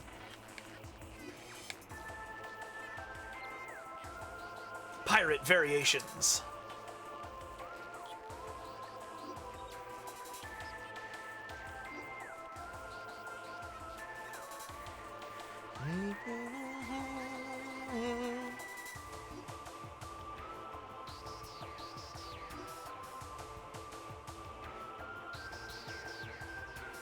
Beetles and burrowers. Look at the little Lumigek. It's so cute. I like how it's translucent too, but like it stands up.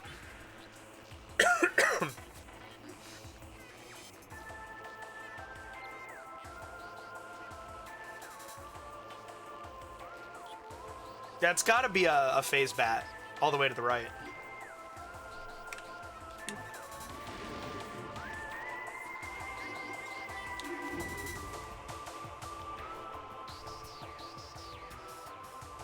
What are we looking at? Oh, cool.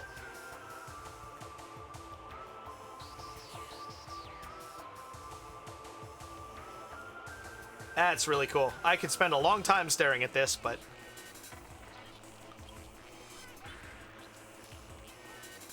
Chozo Ruins standards.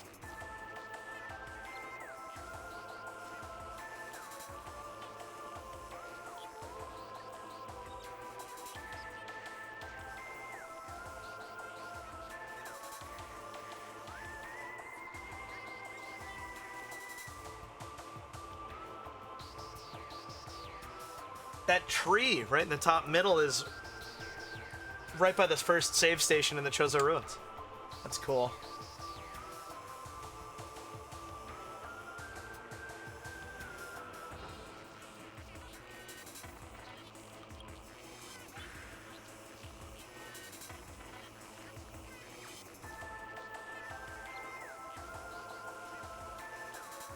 Oh, this is cool. What do we got here?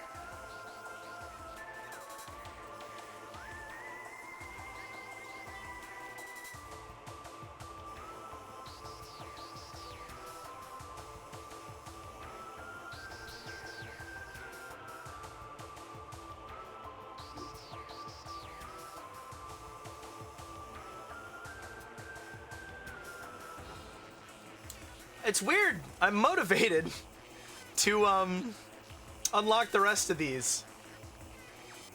Usually I'm not, but with this game specifically, I am.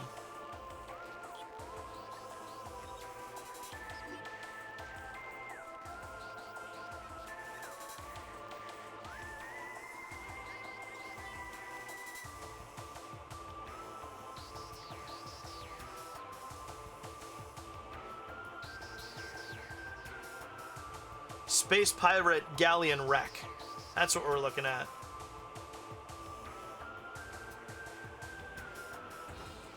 Engine rooms.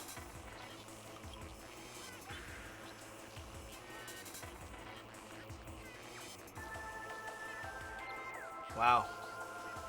That's incredibly busy. Ooh. That's easier to see.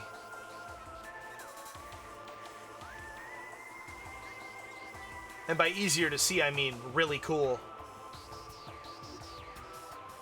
Yeah, you can see how this became this. Artifact Temple. That I want hanging on my wall. Bioluminescent flora.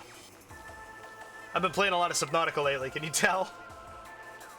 Find the hidden Samuses. That's cool.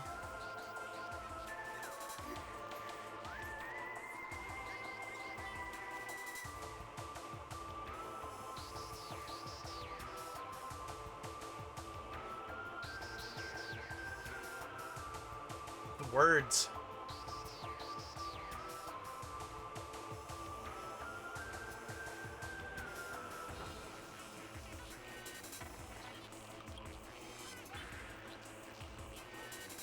I would love to know what that document is. That's cool. This cannot be what this is supposed to taste like. It's the coffee. Okay.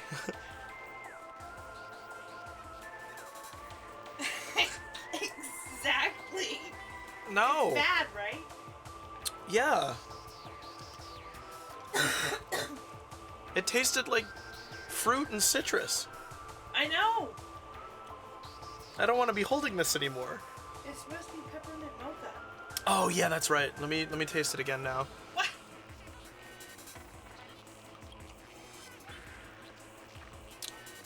Okay, yeah, I taste peppermint. So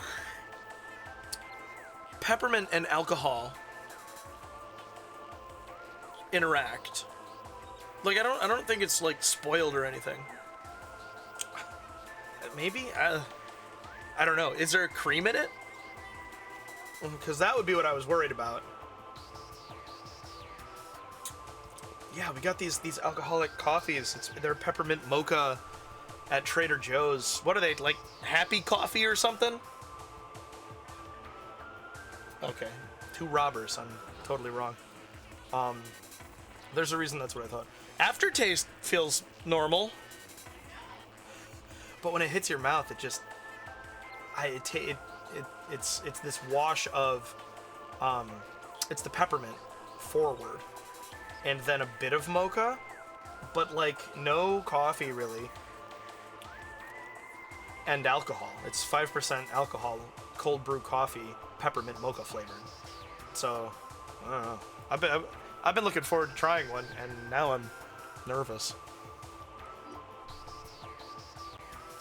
I have a friend who maintains that this game cannot be a Metroidvania because it is 3D.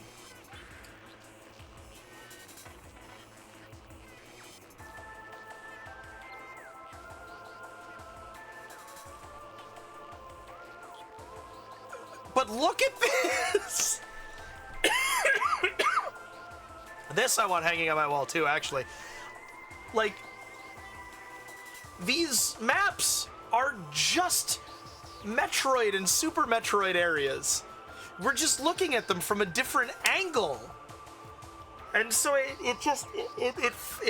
the argument is that a true Metroidvania is a 2D game.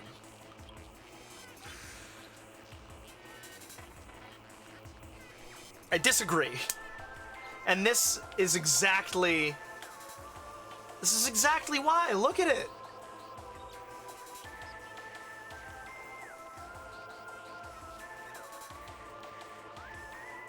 It looks just like Super Metroid maps.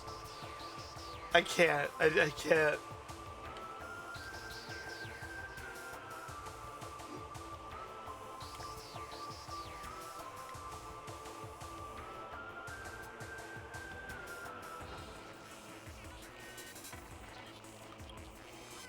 Metroid Prime threads, growing protozoans, animating rock wall, Spider Rock T veins, Spider Rock T, veins, vein sacs, irritations.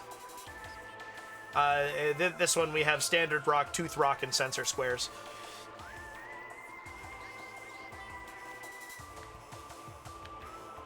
Illegible.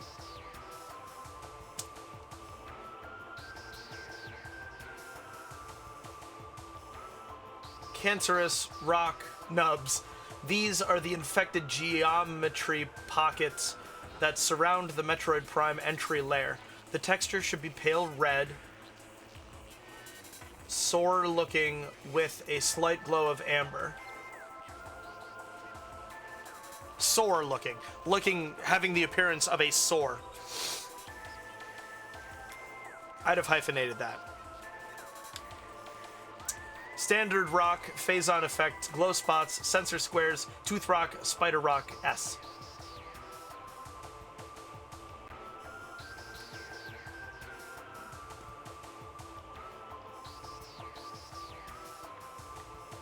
I hope you're enjoying this. I'm having a great time looking through this. I never looked through the extras on the GameCube, so... Ooh, colorized.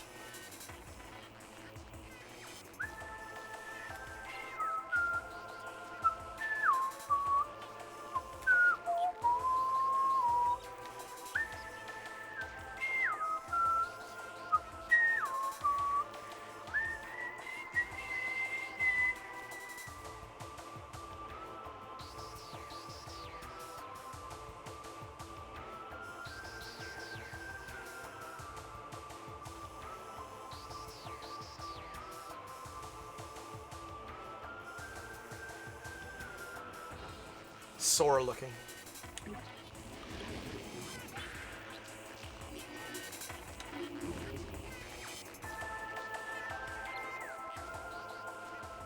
Ah, this is right in the beginning. The dead parasite queen. Wow. Oh my gosh. The HD! The HD! Oh, it's all so good.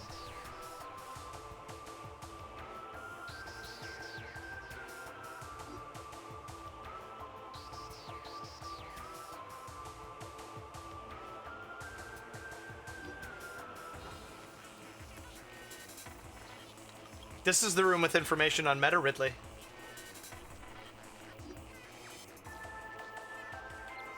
Tutorial area.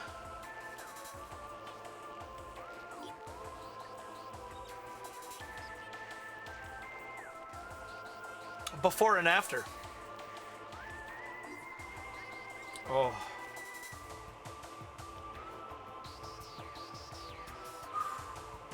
You get the X-ray visor in that little shrine.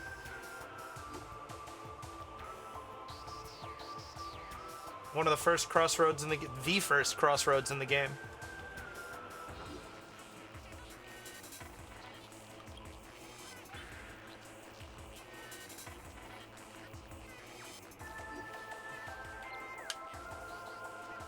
I love recognizing all of these places.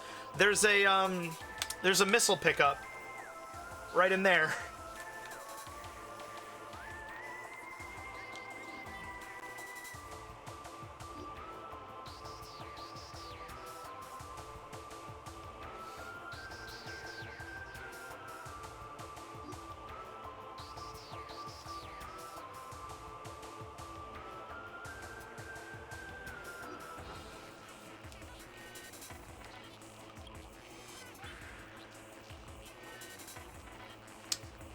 interesting what's grouped together here.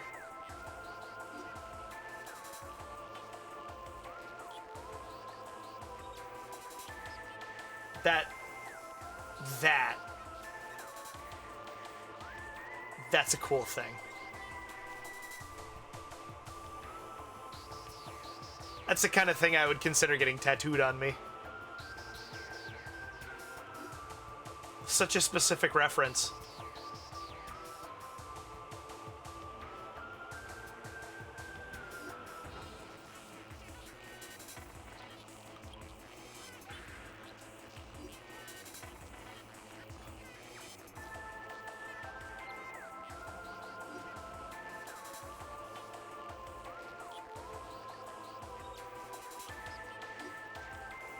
Ice Temple.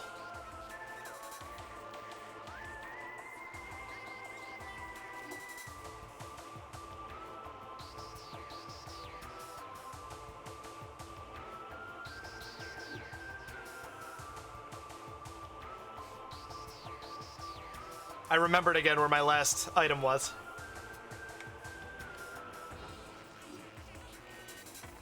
Ugh, wrecked ship.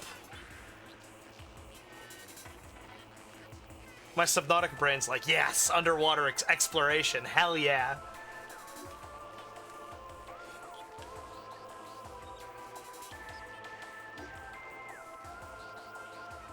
My entire, like, mood changes when Phazon enters the chat. Like,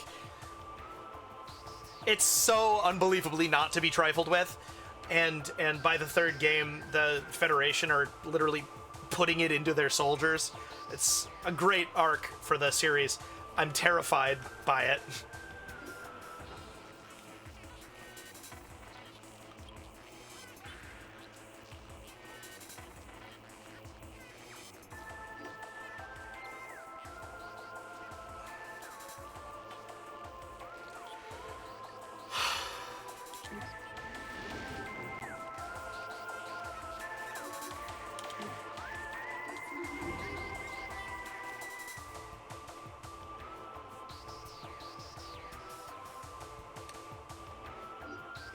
Oh, wait. They're Smash Bros. Trophies.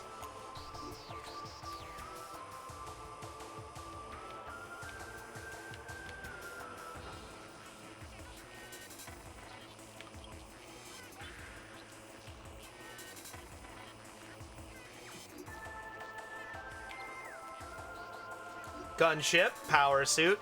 Did the other ones have titles that I just didn't even see? No. Okay, good.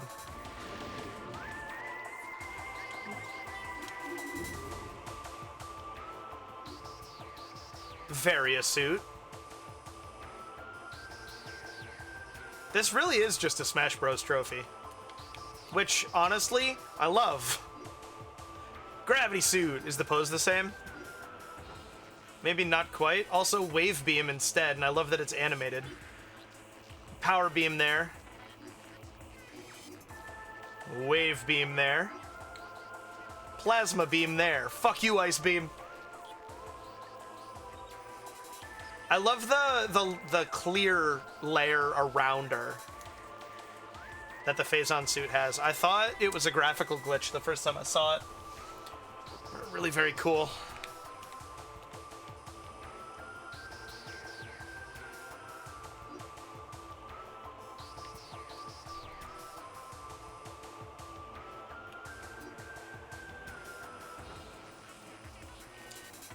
Gravity Spider Ball.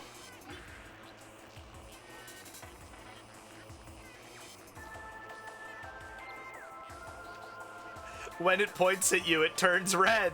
How terrifying is that? That's cool. Bah! We're bleeding out, but we still want you dead. Look at the eye trail. Ooh, that's cool.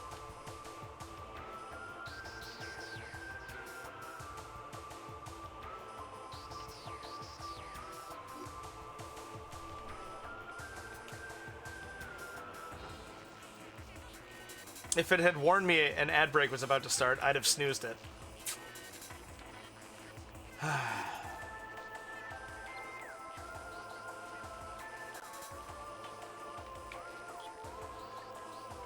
mouth-like orifice at the end of its tail.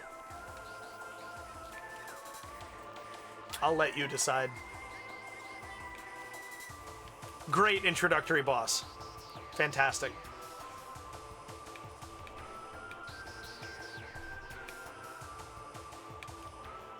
A beetle, a war wasp. Look at that stinger. Oh, it's terrifying. The incinerator drone. The community calls it Zoid. The hive mecha. Pretty cool.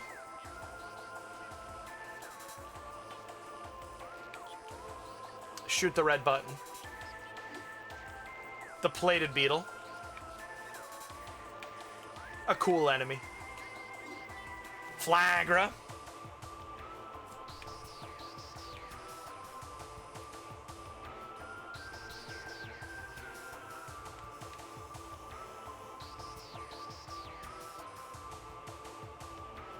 Creepy eyes are creepy.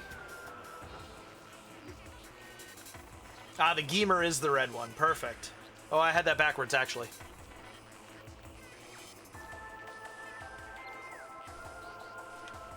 Thank you as well, Corvus and Chronic.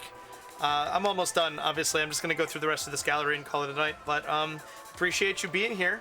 And Sly Cooper next week. It's going to be a great time, I promise. I'm super excited to play that game. So I'll see you there. 10 legs. Wow. That's cool.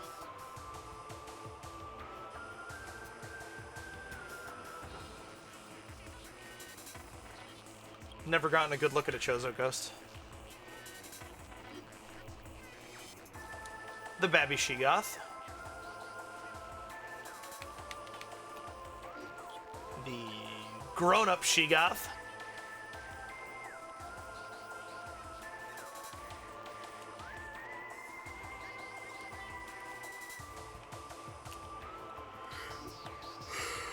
Thardus himself. Pardon my yawning.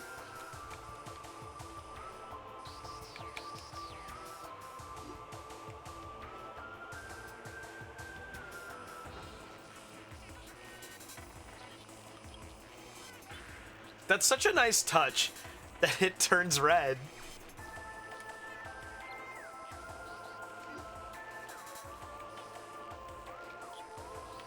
I love their eyes. That's such a cool effect.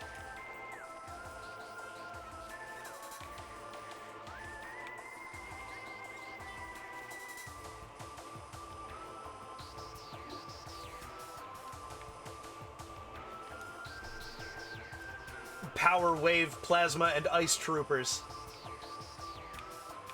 It's cool.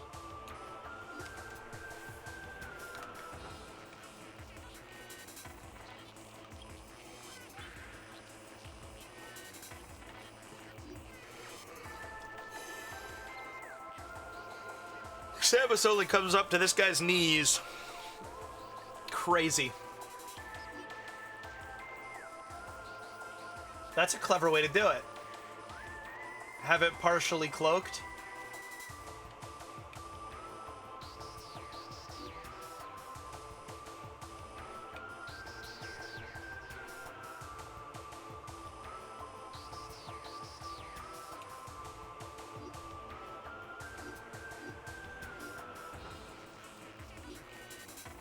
Yeah, why does the flying pirate have such long feet?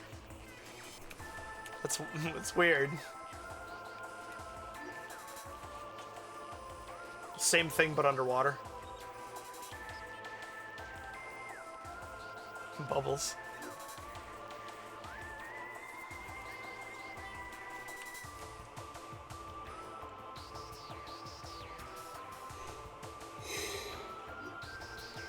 Wow, the wings!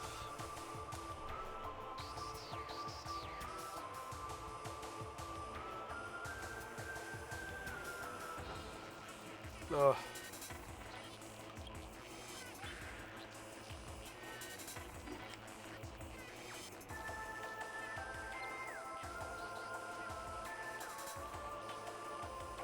I think Metroids are so cute, ultimately, but, like, also they're terrifying. I don't know. They're scarier when they grow up.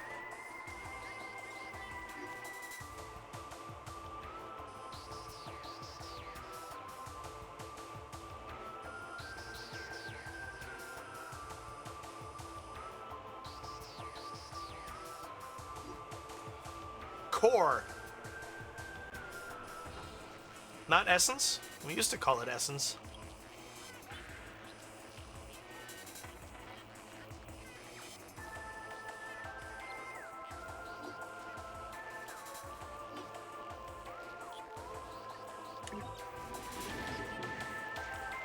Now, we're not going to go all the way through the soundtrack.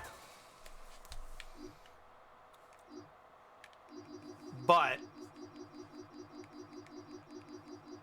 I don't have everything unlocked. Ooh. Ooh. I want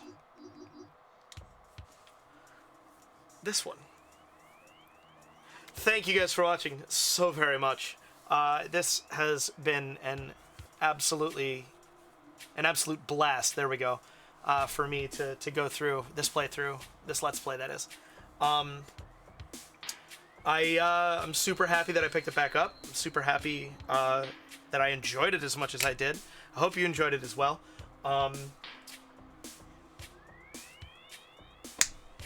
If you're on Twitch, I mean, this is true on YouTube and every social media there is, but do consider dropping that follow. I'm so close to that 150 followers threshold that I would love to break through. Start looking into getting sponsorships and things at that point, and I think that that'll be a really cool, really good place or way to grow the channel and stuff. So I'd really like to be able to do that. It would mean a lot. But other than that, that's all there is. Thank you for watching. As I say, I'll see y'all next week for a new and exciting game. Oh, and I'll be back on Wednesday with more Skyward Sword Randomizer. See you then. Peace, y'all.